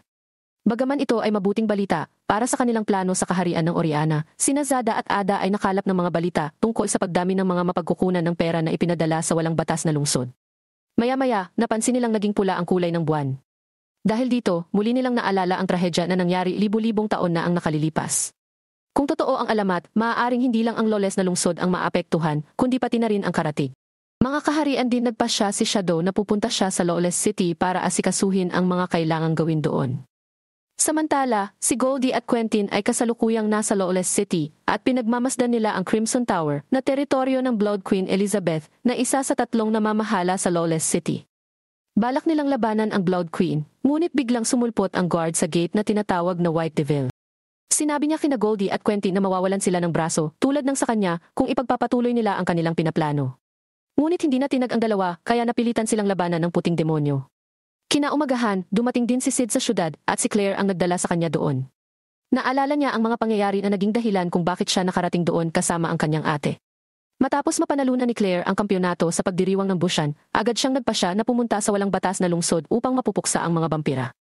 At pinilit din niya itong pumunta doon para pagbutihin ang kanyang resume dahil pinaplano niya itong i-sign up sa Midgar's Night Order. Pagka-graduate niya, biglang may nag-alok kay Claire ng ilan sa mga preso niya para maging alipin niya. At ang mga bilanggo na tinutukoy niya ay sina Goldie at Quentin. Habang tinititigan sila ni Sid, naisip din niyang parang pamilyar sa kanya ang 2 bugbog na preso. Bandang hapon, iniwan siya ni Claire sa inn pero nainis siya, kaya nagpasya siyang lumabas. Sinubukan ng mga mandurukot na mangagaw ng pera sa kanya, ngunit ito ang naging dahilan upang kumita ng mas malaking pera si Sid. Habang tinatahak niya ang isang eskinita, may nakita siyang 3 lalaki na binubugbog ang isang ghoul. Ngunit nang muling lumitaw ang pulang buwan, biglang lumakas ang ghoul at inatake ang mga bumugbog sa kanya. Nang lalapit na sana ang ghoul kay Sid, isang sinaunang vampire hunter na nagngangalang Mary ang nagkataong dumaan at agad na pinatay ang ghoul. Pagkatapos ay sinabi ni Mary ang ilang magagandang bagay kay Sid na nagustuhan niya at hindi naalis sa kanyang isipan ang mga iyon. Sa kabilang banda, galit na galit si Claire matapos niyang malaman na wala ang kanyang kapatid sa inn. Biglang may lumabas na lalaki sa kabilang kwarto at hinahabol ng isang ghoul. Kaya mabilis niya itong iniligtas mula rito. Naroon din sina Skull at Poe para maranasan ang Red Light District, ngunit may biglang umatake sa kanila mula sa likuran. Ang mga multo pala ang nagpasigaw sa kanila at narinig sila ng isang babaeng nagngangalang Marie na nasa kabilang kwarto. Pero may pumasok din na ghoul sa kwarto niya. Sa kabutihang palad, dumating doon si Shadow upang iligtas siya. Pagkatapos noon, sinabi sa kanya ni Shadow ang sinabi sa kanya ni Mary at pagkatapos ay umalis siya kaagad. Dumating sa kwarto ang kasamang si Maris at nagulat siya nang makita ang ghoul na nakahando sa isasahig nang malaman niyang anino ang nagligtas kay Marie. Noon nalaman ni Marie kung gaano kadelikado ang anino. Ngunit naniniwala pa rin siya na hindi masama si Shadow. At pagkatapos ay nagpasya siyang umalis sa lugar na iyon. Claire, si Sid ay nilapitan siya ni Mary dahil nalaman niyang hinahanap din niya ang lalaki na kaparehas din ng dalawang lalaking nakilala niya kanina. Ipinaalam pa nito sa kanya na nahuli niya ang isa sa kanila na nakangiti habang kaharap ang isang ghoul. Naniniwala si Claire na sisigaw lang ang kanyang kapatid kung makakita siya ng ghoul, kaya mas naging interesado siya sa pangalawang tao na tinukoy ni Mary. Ngunit sinabi ni Mary na ang mga tagasunod ng mga Blood Queen ay kinidnap ang lalaki at dinala siya sa Crimson Tower. Ay kutob si Mary na posibleng gawin siya bilang alay sa mga vampira para gisingin ang Blood Queen habang nakatingin sa Red Moon. Alam nilang malaki ang posibilidad na magising siya. Dahil ang Blood Queen ang pinupuntirya ni Mary, pareho silang nagpasya na magtulungan.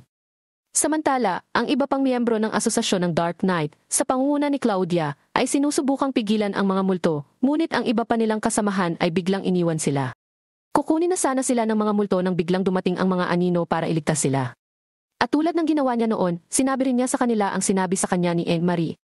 Habang nasa tuktok ng Crimson Tower, isang miyembro ng Blood Queen ang nagpaalam kay Crimson na ang paghahanda para sa sakripisyo ay malapit nang matapos. Ngunit mayroon pa rin silang ilan pang mga problema. At sila ay si Yukaimi, ang pinuno ng White Tower, at si Juggernaut, na siyang pinuno ng Black Tower. Pero bukod sa dalawa, may isa pang nagpatuloy din sa pagpatay ng mga multo.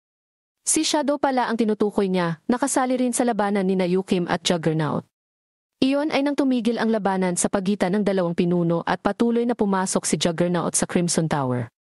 Nang malaman ni Yukim na iniligtas ni Shadow ang kanyang mga kasama sa Red Light District, nagpasya din siyang umalis. Matagal nang pinagmamasdan ni White Devil sina Yukim at Juggernaut, ngunit alam niyang mas malakas sila sa kanya, kaya hindi siya naglakas loob na labanan ang mga ito. Ngunit nang makita niya si Shadow, wala siyang naramdamang malakas na kapangyarihan sa kanya. Kaya naisip niya na mas mahina si Shadow kaysa sa kanya. Sa kadahilanang iyon, agad na inatake ng puting demonyo si Anino, ngunit ang kanyang aksyon ay naging sanhi ng pagtatapos ng kanyang buhay. Samantala, kasalukuyang nasa loob ng Crimson Tower si Beta para mangalap ng impormasyon sa library. Pagkaraan ng ilang sandali, dumating doon sina Claire at Mary. Ang plano ni Betas ay alisin ang sinumang makakakita sa kanya, ngunit alam niyang hindi na niya ito magagawa. Nang makumpirma ni Mary na hindi vampira si Beta, nagpasya siyang iwan siya mag-isa. At napansin din ni Mary na hindi lang siya ang nasa kwarto dahil kasama niya ang numerong 664. Number 665 at Rose, na mas kilala sa Shadow Garden bilang number 666. Pero bago sila umalis, tinanong nila si Beta kung ano ang ginagawa nila sa library. Sinagot ni Beta na nagre-research sila tungkol sa possessed at nilayon na kumuha ng blood sample mula sa progenitor vampire. Ipinaalam niya sa kanila na iisa ang pinanggalingan ng mga sinapian at vampira. Hindi nagustuhan ni Mary ang sinabi ni Beta dahil ito ay kalapastanganan sa progenitor vampire. Dahil matagal na silang nasa library, sinabi ni Claire kay Mary na umalis na sila para mailigtas nila si Sid.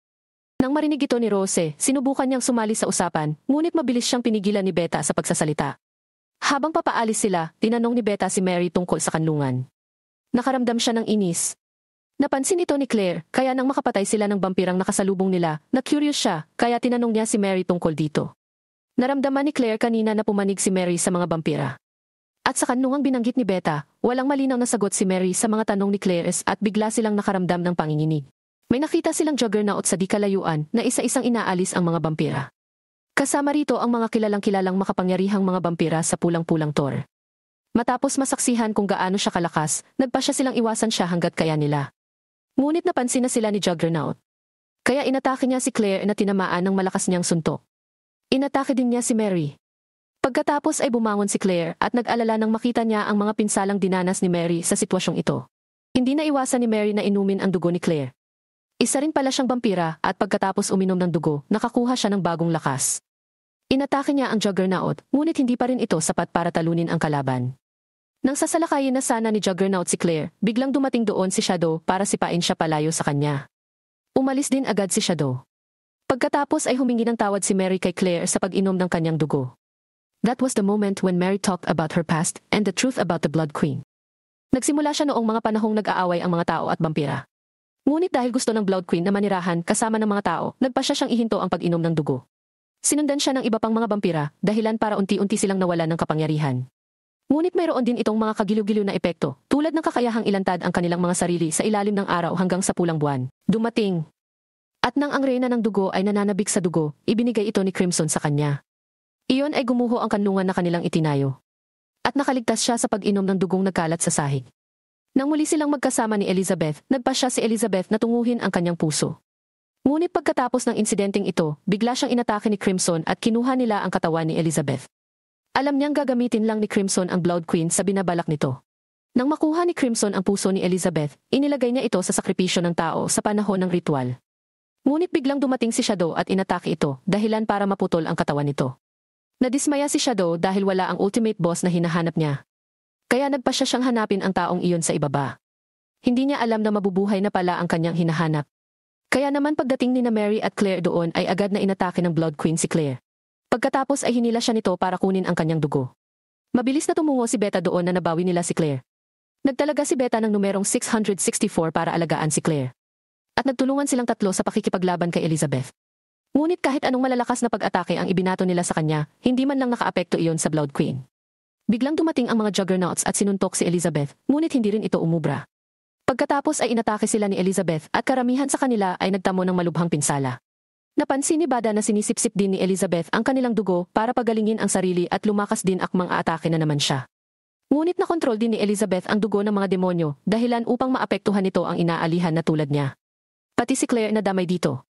At paggising niya ay nasa infirmary na siya kung saan ang doktor ay ang Witch of Calamity na nagngangalang Aurora. Ipinaliwanag niya kay Claire ang kanyang sitwasyon at sinabi sa kanya ang tungkol sa taong tumulong sa kanya noon para pagalingin ang kanyang pag-aari. Idinagdag niya na mayroong dalawang uri ng dugo na sinusubukang i-adapt sa loob ng kanyang katawan para makontrol niya ito. Lumabas si Mark sa kamay niya. Bago lumabas ng kwarto si Aurora. Nagpakilala siya at ipinaalam kay Claire na tinutulungan niya siya dahil kay Shadow. Iyon ang sandaling nagising si Aurora's persona sa katawan ni Claire at hindi makapaniwala si Beta. Nakipagpalitan ng pag-atake si Aurora kay Elizabeth at nang susubukan niyang gumamit ng atomic magic, nabigo ang katawan ni Claire na kontrolin ang kapangyarihang ito. Dahil alam niyang darating si Shadow, ibinalik ni Aurora ang katawan ni Claire dahil gusto lang niyang bigyan ng oras si Shadow. Pagdating doon ni Shadow, agad siyang nakipagpalitan ng atake kay Elizabeth habang nasa kalagitnaan sila ng kanilang laban.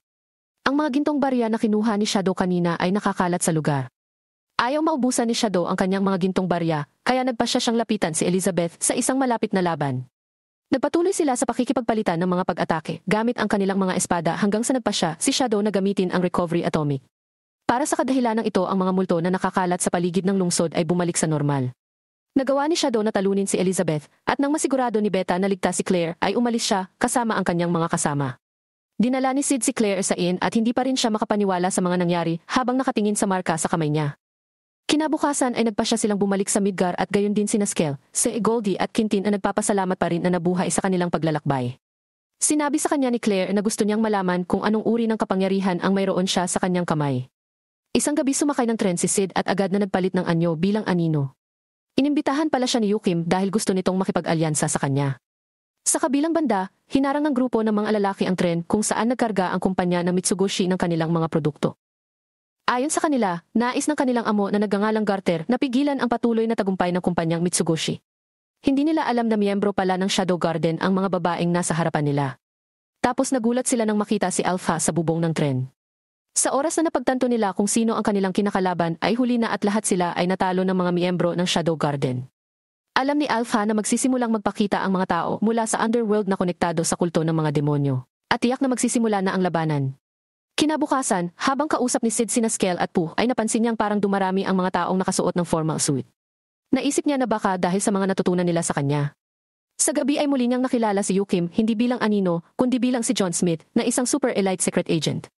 Napag-usapan nila ang tungkol sa kahilingan ng mga Garter na tumawag para sa isang pagpupulong kasama ang pangunahing alyansa ng korporasyon upang kontrahin ang Mitsugoshi, ngunit ayon kay Yukime ang kanilang plano ay hindi nagbabago. Ipinaalam din niya sa kanya ang tungkol kay Getan na nasa likod ng Major Corporate Alliance. Ayaw niyang gumawa ng isang bagay si Shadow para makuha si Tan dahil gusto niyang siya ang haharap sa Mandev na ito. Isang araw, habang kasama ni Sid si Skel ay napansin niya ang pera na bago sa kanyang paningin. Nalaman niyang mula ito sa isang major corporate alliance at ito rin ang dahilan kung bakit lumakas ang pag-unlad ng sale ngayon.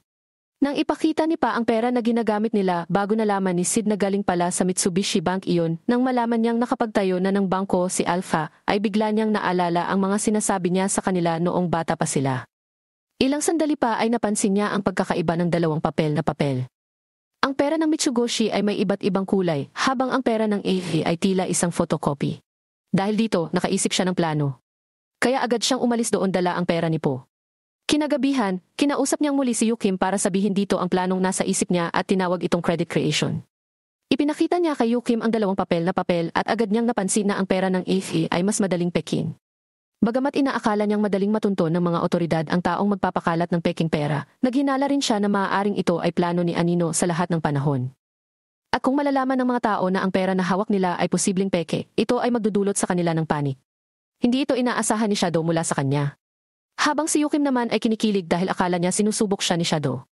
Isang gabi, inatake ng ilang miyembro ng Shadow Garden ang mga tauhan ng bantay niya habang kumakain si Sid sa labas.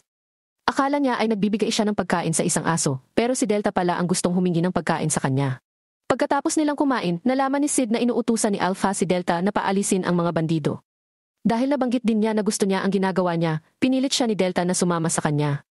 Kinabukasan, ipaalam kay Tan at Garter na ang isa sa kanilang mga tauhan ay pinatay noong isang gabi. Dahil dito, nagpasya si Tan na gamitin ang kanyang mga elite assassin na tinatawag na Clovers. At nang gabing iyon, nakasalubong nila agad sina Shadow at Delta. Isa pala sa mga miyembro ng Clovers ang kapatid ni Delta na nagngangalang Zabra. Pero kahit alam ni Delta na kapatid niya ito, pinatay pa rin siya nito. Dahil ang pagiging mahina daw ay isang kahihiyan sa bloodline ng kanilang pamilya. Bukod dito, libo-libo rin ang kanyang mga kapatid dahil ang kanilang ama ay isang pinuno. Kaya naman marami siyang asawa. Nang malaman ni Garter ang nangyari kay Zabra, agad niyang ipinaalam ito kay Gettan. Iminungkahi ni Garner ang pansamantalang pag-urong at muling suriin muna. Ngunit hindi sumang-ayon si Tan dito. Binalak ni Gettan na ipatawag ang tatlong natitirang Clover nang magkasama upang palakasin ang kanilang opensa laban kay Mitsugoshi. Pagkaalis ni Garter, doon napagtanto ni Gettan na ito marahil ang dahilan kung bakit itinuturing ng kulto ng mga demonyo si Mitsugoshi na isang banta. Agad namang kumilos ang tatlong miyembro ng Clovers. Pero pagdating nila sa Mitsugoshi Company Building, nalaman agad ito ni New. Alam nilang mga tauhan ito ni Gettin dahil kasalukuyan din nilang iniimbestigahan ang mga ito. Inatasan ni Alpha si New na alagaan sila, ngunit nagboluntaryo si Gamma na harapin ang mga nanghihimasok. Dahil dito pinagsama ang Alpha sa Omega at Chi na may Gamma. Nang makilala nila ang mga Clover, nagpakilala sa kanila si Gamma bilang manager na nagngangalang Luna dahil alam niyang siya ang pakay nila. Tapos dito na biglang inatak ni Omega at Chi ang dalawang Clover. Hinarap ni Gamma ang natitirang Clover na nagpakilala bilang isa o pinakamalakas sa mga Clover. Nang salakayin siya ni Gamma, napansin niya ang kanyang footwork na katulad ng Western Lichtenroy style of fencing. Hindi inaasahan ng kalaban na malalaman ito kaagad ni Gamma, kaya umaasa siyang gagawa ito ng paraan para kontrahin ang estilo nito. Ngunit ginawa pa rin ni Gamma ang parehong pag-atake. Nagawa niya itong hampasin sa ulo, ngunit nagulat siya na matigas ang bungo nito. Matapos masaktan sa pag-atake, nagpasya si Gamma na gamitin ang mahiwagang enerhiya mula sa bawat pag-atake. Nagdulot din ito ng pinsala sa gusali. Nang sumugod siya sa isa sa pinakamalakas niyang pag-atake, natapilok siya at nagdulot ng malaking pinsala. Napagtanto ng kalaban na hindi niya kayang talunin si Gamma, kaya binalak niyang umatras. Pero natalo na ni Omega ang dalawa niyang kasamahan. Nang bumangon si Gamma, sumugod siya muli. Ngunit mabilis na tumakas ang kalaban. Nabadrip si Gamma. Ngunit ngayon tinamaan niya ang kalaban. Kinaumagahan, nagtataka sina Garter at Gettan kung bakit hindi pa bumabalik ang mga Clover. Nawalan din sila ng contact sa lookout team at mga reinforcement. Naisip ni Tan na baka ito na ang tamang pagkakataon para ipakita ang kanyang kapangyarihan. Samantala, nasa training sina Sid at Alexia dahil gusto niyang lumakas. Ayaw na niyang maulit ang parehong bagay. Nawala siyang magawa para sa kaibigang si Rose dahil sa kahinaan nito. Maging ang kanyang kapatid na babae ay nasa kanyang pagsasanay din upang mapabuti ang kanyang sarili. At alam niyang maiiwan siya kapag wala siyang gagawin. Nang magkita muli sina Shadow at Yukon, ipinakita niya ang peking papel na kwenta na kanilang ginawa. Nakopya ni Yukim ang pera ng perpekto. Na ang orihinal na pera na ginamit nila ay ang mukhang peke. Ginawa nila ang kanyang deal at nagpasya silang simulan ang pamamahagi ng perang ito. Agad itong iniwan sa anino. Pero muli niyang pinaalalahanan na siya ang dapat mag-alaga kay Gettan. Gusto niyang maghiganti dahil pinatay ni Tan ang kanyang ina, mga kaibigan at mga kababayan. Nang magsimula ang pamamahagi ng peking pera, nalaman din ito ni Gamma. Alam ni Alpha na makakaapekto rin ito sa kumpanya ng Mitsugoshi. Ngunit naisip din niya na posible rin para sa AC na gawin ang bagay na ito. Inatasan niya si Gamma para alamin kung saan nanggagaling ang peking pera. Makalipas ang ilang oras, nalaman din ito ni Garter matapos itong madiskubre ng kanilang cashier sa isa nilang corporate store. Dahil dito, inatasan din ni Getan si Garter para alamin kung saan ito nanggagaling. Nagkaroon din ng plano si Getan na magpakalat ng peking pera para mabangkarote ang kumpanya ng Afi at Mitsugoshi. Ito ang misyon na ibinigay sa kanya ng kulto ng mga demonyo. Ngunit mangyayari lamang ito kung mabawi nila ang lahat ng mga ari-arian ng kulto na nakatago sa Afi. Pero sa mga nangyayari sa kasalukuyang sitwasyon at kung mapabayaan ang pagkalat ng peking pera, baka lalo pang malugi ang kulto. Sa gabi, tinunto ni Rose at ng kanyang mga kasama ang tren na may dalang peking pera. Pagpasok nila, nagulat sila na walang nagbabantay. Napansin ni Rose ang alambre at nahulog sa bitag ang numerong 664 at 665. Nakita nila si John Smith na gumawa nito. Sinugod siya ni Rose, pero naipit siya sa mga wire. Naisip ni Shadow na maaga pa para malaman nila ang tungkol sa disgis niya, kaya pinalayas niya sila sa tren.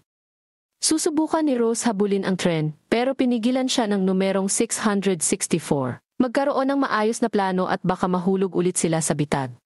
Naalala ni Rose ang ginawa ni John Smith. Naitanong niya sa sarili kung bakit siya mahina. Agad nilang ipinaalam kay Alpha ang nangyari. Biglang nagsalita si Rose at sinabi kay Alpha na magaling makipaglaban si John Smith. Naisip din niya na kasing lakas siya ng 7 anino. Gusto niyang makipaglaban muli, ngunit inilabas siya ng silid ng numerong 664. Pagkaraan ng ilang sandali, nagpa siya si Alpha na ipadala si Delta upang harapin si John Smith. Kaya isang gabi, habang naghahatid si Shadow ng peking pera kay Midgar, nakita niyang hinahabol ni Delta ang tren na kanyang sinasakyan. Pagpasok niya sa tren, mabilis niya itong inatake. Nag-away silang dalawa hanggang sa sirain ni Delta ang bago na sinasakyan nila. Ngunit sinamantala ni Shadow ang pagkakataong ito para gamitin ang mga labi sa kanya. Paglapit niya kay Delta, may naamoy siyang pamilyar at naisip niyang anino siya. Agad niyang ipinaalam sa kanya. At walang magawa si John Smith, kundi aminin na siya nga si Shadow. Sinabi lang niya dito na may secret mission siya, kaya nagpanggap siya bilang si John Smith. Pagkatapos ay binigyan niya siya ng bagong misyon dahil ang Shadow Garden ay may mga panuntunan na ang mga misyon na ibibigay niya ay kailangan pa ring unahin kaysa sa ibang mga misyon. Kahit na nag-utos si Alpha, ipinakita niya kay Delta ang walang batas na lungsod at gusto niyang pumunta siya doon at hanapin ang taong naggangalang Juggernaut at patayin siya. Mabilis niyang sinundan siya at agad na tinungo ang Lawless City. Kinaumagahan, kinausap ni Gamma si Alpha para ipakita sa kanya kung ano ang nahanap nila sa pinangyarihan ng away ni Delta at John Smith. Alam ni Gamma na hindi susuwayin ni Delta ang utos ni Alpha, kaya naisip nila na baka natalo siya sa laban. Inutusan ni Alpha na ipagpatuloy ang paghahanap kay Delta at gawin ang kanilang makakaya upang mahanap ang kanyang katawan. Nang malaman ni Tan ang tungkol kay John Smith, inutusan niya si Garter na magsagawa ng checkpoint at siyasatin ang lahat ng papasok at alis. Ang kabisera ng hari. Nang kumalat ang balita tungkol sa checkpoint ng Afi, narinig din ito ni Iris. Nakilala niya si Alexia at nalaman niyang nagbabasa rin pala siya ng mga librong may kinalaman sa politika, engineering, economics at iba pa. Ngunit nilinaw sa kanya ni Alexia na hindi pa rin niya pinabayaan ang kanyang pagsasanay sa espada. Sa gabi, naghatid ang beta ng update sa Shadow tungkol sa patuloy na pagkalat ng peking pera at ang hindi otorisadong pagsasagawa ng checkpoint ng Afi na may negatibong epekto sa marketplace. Ipinaalam ni Beta kay Shadow ang tungkol kay Delta na ikinabalisa niya. Sinabi niya na baka nasa malayo lang si Delta para gumaan ang pakiramdam niya. Bago umalis, binigyan niya ito ng papel na may code. Sinabi niya na kung maiintindihan niya ito, ibabahagi niya ang kanyang nalalaman. Makalipas ang ilang oras, naghatid siya ng peking pera kay Midgar. Nang ipaalam sa kanya ng tauhan ni Yukumi na malapit na sila sa checkpoint, lumabas siya ng tren para sirain ang mga humaharang sa kanila. Pero nakita niya sa unahan si Alpha na kanina pa naghihintay sa kanya. Nag-away silang dalawa at habang sinusuri ni Alpha ang mga galaw niya, napagtanto niya kaagad na anino siya. Hindi niya maintindihan kung bakit ginagawa ito ni Shadow at agad niyang tinanong kung nasaan si Delta. Sinabi lang ni Shadow na pinalayo siya, ngunit hindi matanggap ni Alpha ang kanyang sagot. Akala niya noon na hindi na siya kailangan, kaya mag-isa siyang nagmisyon. Masakit ito kay Alpha dahil gusto niyang suportahan siya dahil iniligtas niya ang buhay niya. Sinabi niya na kapag natapos na ang lahat, maiintindihan siya ng mga ito. Gumamit siya ng puwersa laban kay Alpha para iwan siya. Pagdating sa Midgar, niloko nila ni Yukim ang pondo ng Afi. Pagkatapos ng trabaho, sinabi ni Yukin ang tungkol sa nakaraan nila ni Get Tannen. Siya pala ang syota niya. Ngunit ang masayang sandaling ito ay naging isang bangungot sa pagitan ng dalawang angkan. Nasunog ang kanilang nayon at nakita niyang patay na ang kanyang ina. Nalaman niya na ginawa ito ni Getan. Matapos tumanggi ang kanyang ina na magpasakop sa mga kulto, sinubukan din ni Tan na painumin siya ng tableta, at nang tumanggi itong inumin, inatake din siya nito. Mula sa araw na iyon, nagsumikap siya hanggang sa makarating siya sa lungsod na walang batas at nakuha ang yaman na kailangan niya. Ngunit nilinaw niya na hindi ito ang kanyang tunay na hangarin. Siya talaga, itong mahanap si Tan at makaganti sa kanya. Sa kabilang banda, dahil sa pagkalat ng balita tungkol sa peking pera, maraming mga tindahan ang hindi na tumatanggap ng perang papel. Nang muling nag-usap sina Getan at Garter, hindi pa rin nila matrace kung aling pabrika ang gumagawa ng peking pera. Pero nalaman daw niya kung sino ang nasa likod nito at si Yukim iyon na ikinagulat ni Tan. Ilang sandali pa, narinig ni Tan na tumunog ang... Alam niyang siya iyon, kaya inutusan niyang ihinto ang karwahe. Samantala, kasalukuyang nagtatampo si Alpha sa ginawa sa kanya ni Shadow. Iniisip niya na inabandona sila ni Anino dahil hindi nila maabot ang antas na inaasahan ni Shadow mula sa kanila. Matapos marinig ni Gamma ang sinabi ni Alpha, napaiyak siya dahil sa lungkot. Biglang pumasok si Miu sa kwarto para ipaalam na may nakita silang ebidensya na si Getan ay nagsasagawa ng operasyon para sa kulto ng mga demonyo. Nalaman din nila na nagpaplano siyang magpakalat ng peking pera para mapabagsak ang korporasyon ng Mitsugoshi. Iyon ang sandali nang napagtanto ni Alpha na ikinalat ni Shadow ang peking pera dahil alam na niya kung ano ang pinaplano ni Tan. Tapos biglang dumating si Beta para ipakita sa kanila ang isang mensahe. Nagawa niyang i-crack ang code na ibinigay sa kanya ni Shadow noong isang gabi. Matapos ang pagtuklas na ito, naunawaan nila kung bakit nag-iisa si Shadow sa isang misyon. Nakasaad din sa sulat kung saan niya itinago ang mga gintong barya na nakuha nila sa Efe. At si Delta naman, bigla siyang sumulpot sa kanila dahil nag-aalala siyang baka pagalitan siya ni Alpha. Pagkababa ni Getan sa karwahe, tumungo siya sa kinaroroonan ni Yukimi. Nagsimula silang mag-away, ngunit malakas si Yukim at pinapalo lang siya. Nang malapit nang umalis, nagpa siya si Getan na palakasin ang sarili, kaya uminom siya ng tableta. Dahil dito, hindi na iwasan ni Yukim ang biglaang pag-atake sa kanya. Papatayin na sana niya ito nang may biglang umatake sa kanya. Anino pala ito at nang bumangon si Getan, nag-away silang dalawa. Kahit na nagkaroon ng dagdag na lakas si Getan mula sa tableta, hindi pa rin ito sapat upang tumugma sa lakas ng mga anino. Iinom na sana niya ang natitirang mga tabletas, ngunit mabilis na umatake si Shadow para pigilan siya.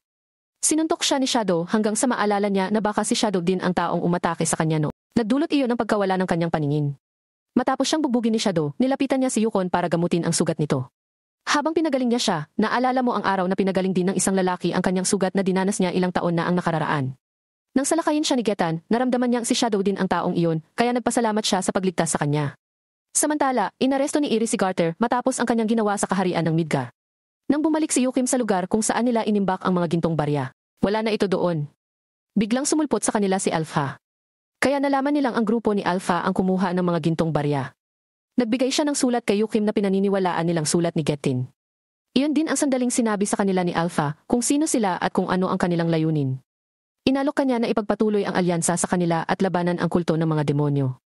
At hindi nagdalawang isip si Yukim na tanggapin ang alok ni Alpha. Isang araw, binisita ni Skull at Pooh si Sid para anyayahan siya sa paghahanap ng magagandang babae. Pero wala si Sid. At nang malapit na sila sa kama ng Sid, nakita nila sa mesa ang 6 na VIP ticket para sa grand opening ng Mitsugoshi Hot Springs Land. Alam nila na hindi madaling makuha ang tiket na ito, na kahit ang mayayaman ay nahihirapang makuha ito. Bigla silang nagkaroon ng ideya at naisipang gamitin ito para maakit ang mga babae. At sisimulan na nilang imbitahin ang magagandang empleyado ng Mitsugoshi. Agad silang pumunta sa Mitsugoshi at nang makita ninyo na hawak nila ang VIP tickets, ay dinala niya sila sa isang kwarto para tanungin kung bakit mayroon sila nito. Dahil takot sila kay New. Sinabi agad nila na ang mga tiket na ito ay mula kay Sid. Nagtaka si Mio kung bakit binigay ng master nila ang mga tiket sa mga kaklase niya. Kaya naisip niya na kailangan niyang ipaalam ito sa 7 anino. Agad na nagpulong ang 7 anino upang pag-usapan ito. Ngunit dahil hindi alam ng iba kung ano itong Mitsugoshi Hot Springs Land ay pinaalalahanan sila ni Eta kung paano nila ito nakuha. Matapos nilang talunin ang isang grupo ng mga kulto ay nalaman nila ang tungkol sa mga luha ng dragon o gintong luha. Inatasan silang lahat ni Shadow na hukayin ang lugar habang may misyon pa siyang dapat tapusin. Hanggang isang araw, natuklasan ni Eta ang isang hot spring at nagpasya silang itayo ang Mitsugoshi Hot Springs Land. Umalik ang kanilang pag-uusap sa 6 na tiket at nagpasya ang 7 Shadow na pumili ng 3 sa kanila upang pumunta sa petsa. Dahil lahat sila ay gustong makipag-date sa kanilang amo, sinubukan na lang nila ang kanilang kapalaran at nilaro ang bato, papel at gunting. Nanalo sina Delta, Beta at Zeta sa laro. Ngunit nagulat ang mga babae na hindi kasama ni Sid sina Skull at Pa at ito ay nabigo sa kanila. Takot Takot sina Skal at Pan nang makita ang reaksyon ng mga babae kaya sinabi nilang mahuhuli si Sid. And in instant, biglang nagbago ang mood ng mga girls. Gayunpaman, malakas pa rin ang hinala ng Alpha na maaaring hindi talaga pupunta doon ang kanilang amo. Habang hinihintay nila ang kanilang amo, nagpasya silang magsaya. Pero mukhang hindi na-enjoy ni Skel at Pooh ang araw kasama ang mga nakakatakot na babaeng ito. Pagkalipas ng ilang sandali, nakita ni Eta ang isang abnormal na mahiwagang lagda sa ilalim ng mainit na bukal. Dahil dito, tumungo silang lahat sa hot spring para sumama kay Eta. Hindi mapigilan ni Zina na isipin ang mga luha ng dragon. At sa kabutihang palad ay naghanda si Lambda ng isang shadow play tungkol sa pagkakaibigan ng isang prinsesa at isang dragon. Nagkaroon ng digmaan sa kaharian ng prinsesa at nang hanapin siya ng dragon, mahina na siya at lumalaban para sa kanyang buhay. Matapos lumuha ang prinsesa, umiyak din ang mga dragon hanggang sa mapuno ng luha ang buong kaharian. Sa kabilang banda, sinisilip ni Skal at Po ang mga babae. Ngunit hindi nila alam na may mga bitag na nakahanda para sa mga pervert na tulad nila. Nang bumagsak ang mga luha ni Po sa tubig, mabilis na nag-react dito ang mainit na bukal. Dahil mahina ang epekto nito, naisipan nilang gamitin si Bit bilang luha dahil isa raw itong self-proclaimed princess. Gumawa sila ng paraan para tumulo ang kanyang mga luha. At nang mahulog ito sa mainit na bukal, isang dragon ng tubig ang nagpakita sa kanila. Mabilis na nagbihis ang 7 anino upang labanan ang dragon na ito at tiyakin ang kaligtasan ng mga. Sabay nilang inatake ang dragon at pagkatapos ng pag-atake ng alphas, matagumpay nilang natalo ang dragon. Pagkatapos ng laban, nakita nila ang mga gintong luha na binanggit sa alamat. Isang gintong dragon ang biglang lumapit kay Beta. Pagkatapos ay unti-unti itong nawala. Naisip ni Alpha na baka gustong iligtas ng anino ang kaluluwa ng dragon na ito. Sinamantala nila ang pagkakataong ito at ginawang espesyal na kaganapan ang pagpapakita ng dragon para maibenta nila ang kanilang grand opening merchandise. Makalipas ang ilang araw, habang nasa Oriana si Sid, binisita niya ang Marie's Tavern. Number 664 at number 665 ay naroon din habang nasa kwarto si Rose para magpahinga. Napanaginipan ni Rose ang kanyang ama na nagsasabi sa kanya na hindi siya nito patatawarin. At ito ang naging dahilan para magising siya mula sa kanyang pagkakatulog. Sa kanya naalala na magsisimula na ang susunod nilang misyon. Kaya naghanda na rin siya nang lumabas sila. Ipinaalam sa kanila ng numero 664 na ang numerong 559 ang mangunguna sa kanila sa misyong ito. 559 ang kilala nila matapos niyang talunin ang numerong 89, kaya naman may karapatan siyang hamunin ang mga pinangalanang numero sa gabi. Pumunta sila sa unang guho at naroon na ang 559. Dahil hindi pa nila alam ang buong detalye ng kanilang misyon, ipinaliwanag ito sa kanila ng numerong 559. Kailangan nilang malaman kung ano ang kasalukuyang pinaplano ng kulto ng mga demonyo. Tinanong niya si Rose tungkol sa kanyang opinyon kung bakit siya kasama sa misyon, kaya sinabi ni Rose na pamilyar siya sa lugar. Ngunit inihayag ng 559 na siya ang humiling na isama si Rose sa misyong ito. Alam niya na ang kapangyarihan ng Roses ay nagmula mismo sa anino, kaya naman ang mga numerong 664 at 665 ay labis na namangha. Inihayag niya na ang 7 anino lamang ang may kapangyarihang nagmula sa anino, habang ang iba ay nakatanggap lamang ng kanilang kapangyarihan mula sa 7 anino. Pero ayon sa numerong 559, kapareho niya si Rose dahil ang kanyang kapangyarihan ay nagmula sa Shadow 2. Ilang sandali pa, napansin nila na nagsimulang kumilos ang mga miyembro ng kulto ng mga demonyo. Agad silang lumapit at nakita si Quad. Ginamit niya ang keycard sa isang pedestal. At pagkatapos ay lumitaw din ang reyna ng Oriana na ina ng mga Rosas. At nagulat itong si Rose nang ilagay niya ang kamay niya sa Gethvi. Bumukas ang pedestal at nakita nila si Freya's Ring of Legend. Matapos ang kanilang nasaksihan, hiniling sa kanila ng numerong 559 na maghanda para sa isang labanan. At hindi inaasahan ng mga babae na mangyayari ito. Kailangan nilang makuha ang singsing na ito dahil susi daw ito. Nang salakayin ng numero 559 ang reyna, mabilis na kumilos si Rose para pigilan siya. Nang makita ni Quadoy si Rose, natuwa siya dahil hindi na nila ito kailangan pang hanapin. Dahil tumangging tumabi si Rose, napilitan siyang suntukin ng number 559. Itinuring niyang traitor si Rose. At doon nagsimula ang laban nila ni Quadoy. Dahil sa dami ng kalaban, nakuha nila si Rose. At ang impormasyong ito ay nakarating kaagad kay Gamma. Sa sitwasyong ito, pansamantalang naging komportable ang seguridad sa Oriana. At naisip nila na ito na ang tamang oras para magpadala ng mga reinforcement. Nagpasya si Gamma na hayaan ang Lambda na pabilisin ang organisasyon ng kanilang hukbo. At sa sitwasyon ng mga Rosas, hahayaan nilang mahak si Pervas, ha? Kunin ang kanilang mga kamay sa kanya pansamantala. Nang magising si Sid, nakita rin niya ang balita tungkol sa pagbabalik ni Roses sa palasyo. Dahil dito, naalala niya ang nangyari sa dating hari. At nagtataka siya kung bakit pinatay ni Rose ang kanyang ama. Base sa huling pag-uusap nila bago ang insidente, naisip din niya na baka gusto ni Rose na maging Supreme Tyrant. Muling sumakop sa kanyang isipan ang kanyang imahinasyon at may pahiwatig sa kung ano ang maaaring mangyari kung makamit ito ni Rose. Biglang may dumating na 3 lalaki para maningil ulit ng pera kay Marie. Nagkunwari si Sid na susubukan niyang tulungan si Marie, dahilan para mabugbog siya ng mga lalaking ito. Bagamat nakuha pa ng mga lalaking iyon ang natitirang pera ni Maris, nagpapasalamat pa rin siya kay Sid. Hindi niya alam na sinasadya ni Sid. At pagkatapos ay nagpasya siyang umalis. Kinagabihan, pumunta siya sa hideout ng mga bumugbog sa kanya kanina. Habang ang isa sa kanila ay patuloy na nagsasalita, hindi niya alam na ang kanyang mga kasamahan ay napatay na. At nang mapansin niya ito, hindi na niya nagawang lumaban. Nang mabilis na wakasan ni Sid ang kanyang buhay, dinala ni Sid ang mga gintong barya sa tavern at may napansin din si Marie. Paglabas niya, nagulat siya nang makita ang mga gintong barya. May nakita rin siyang anino na nagpaisip sa kanya na pinagmamasdan siya nito.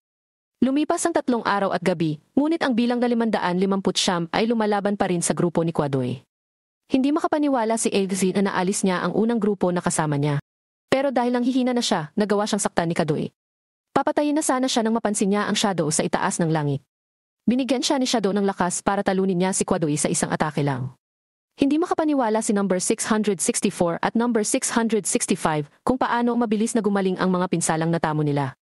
Nang bumaba si Shadow, ipinaalam sa kanya ng number 559 ang tungkol sa diumano ipagtataksil ni Rose sa hardin ng anino.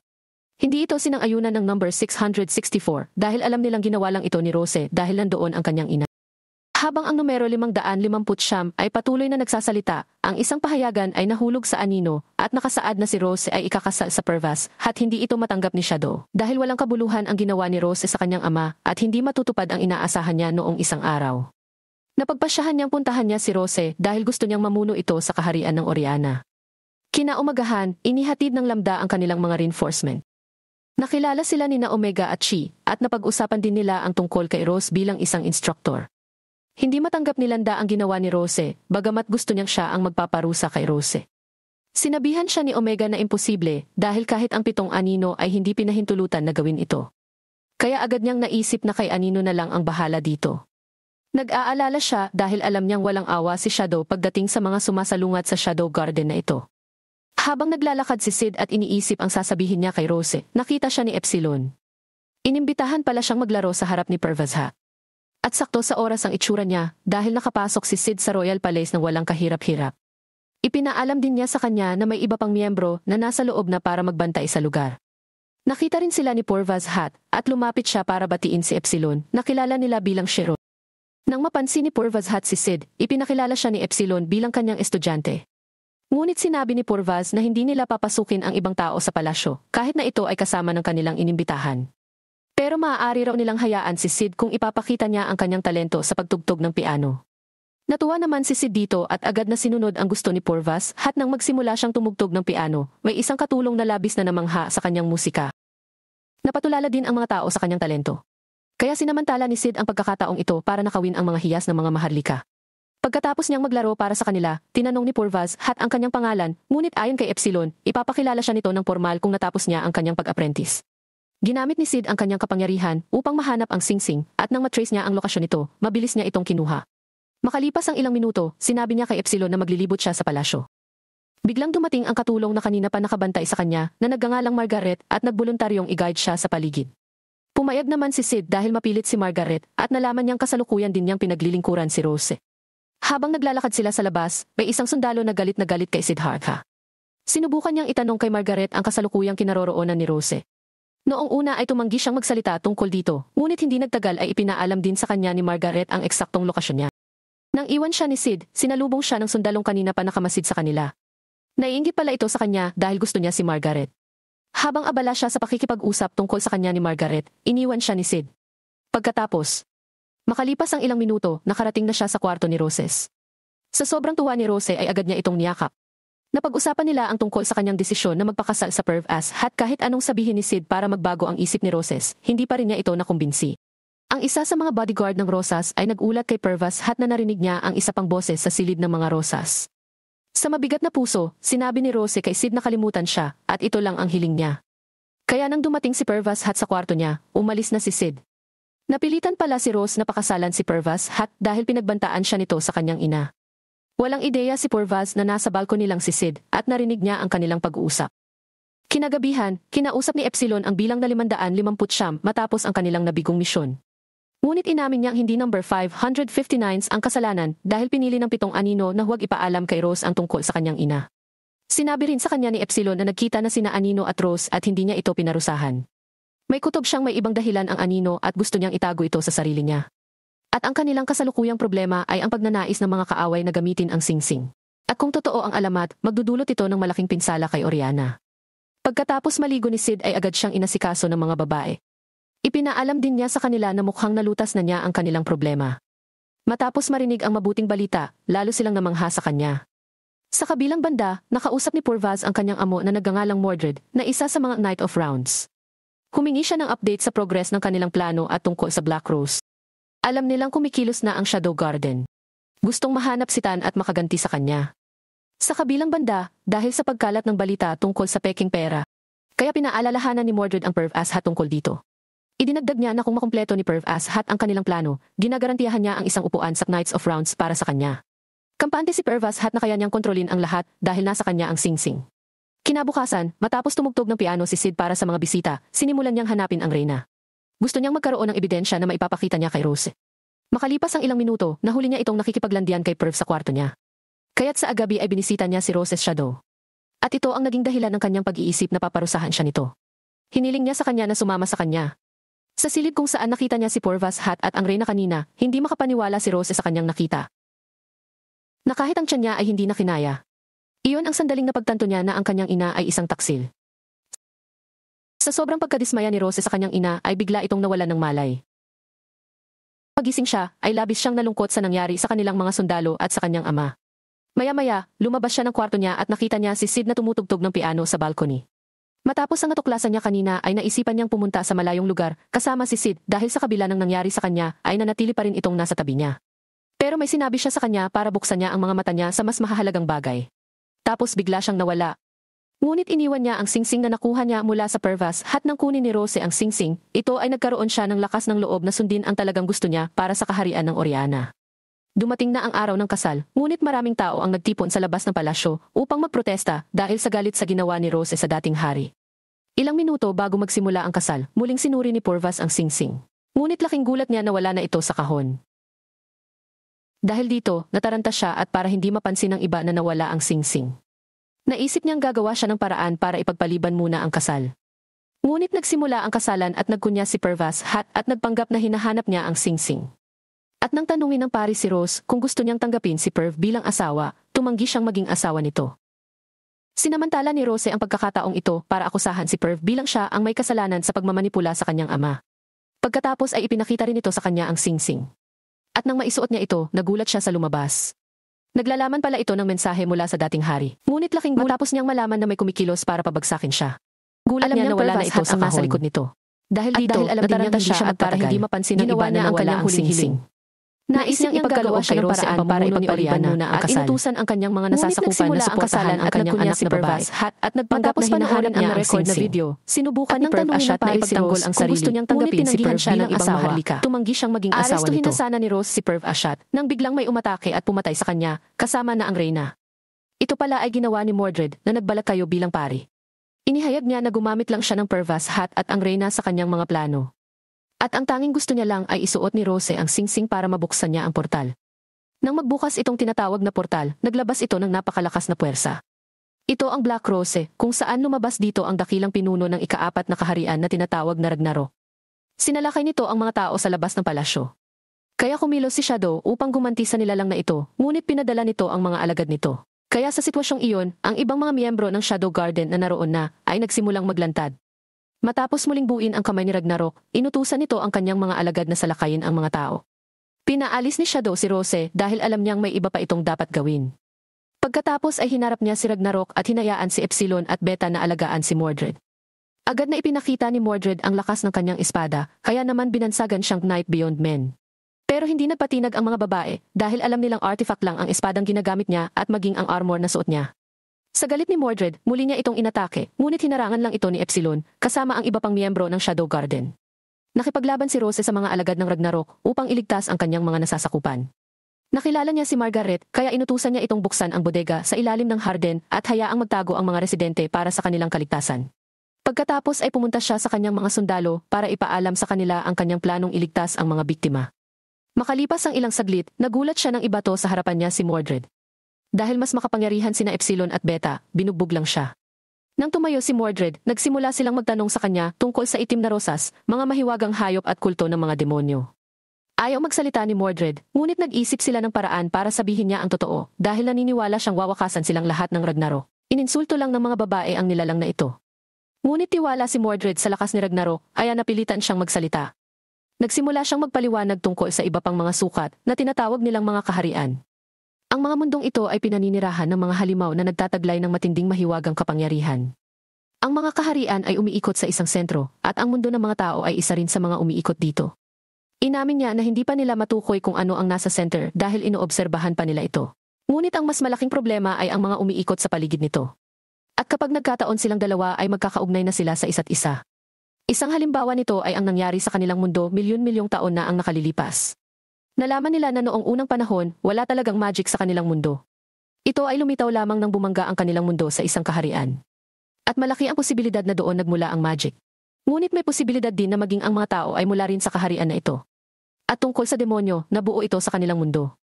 Ngunit ang nilalang na ginamit bilang batayan para dito ay mula sa ibang kaharian at tinawag nila itong unang kaharian. Marami silang natutunan sa nilalang na ito at isa na rito ang Black Rose. Nang aksidenteng nabuksan ito ng kaharian ng Oriana, pumunta sila doon upang muling isara ang tarangkahang ito. Si Rose ay dapat na maging sakripisyong tupa para dito, ngunit tumanggi ang kanyang ama na ibigay siya.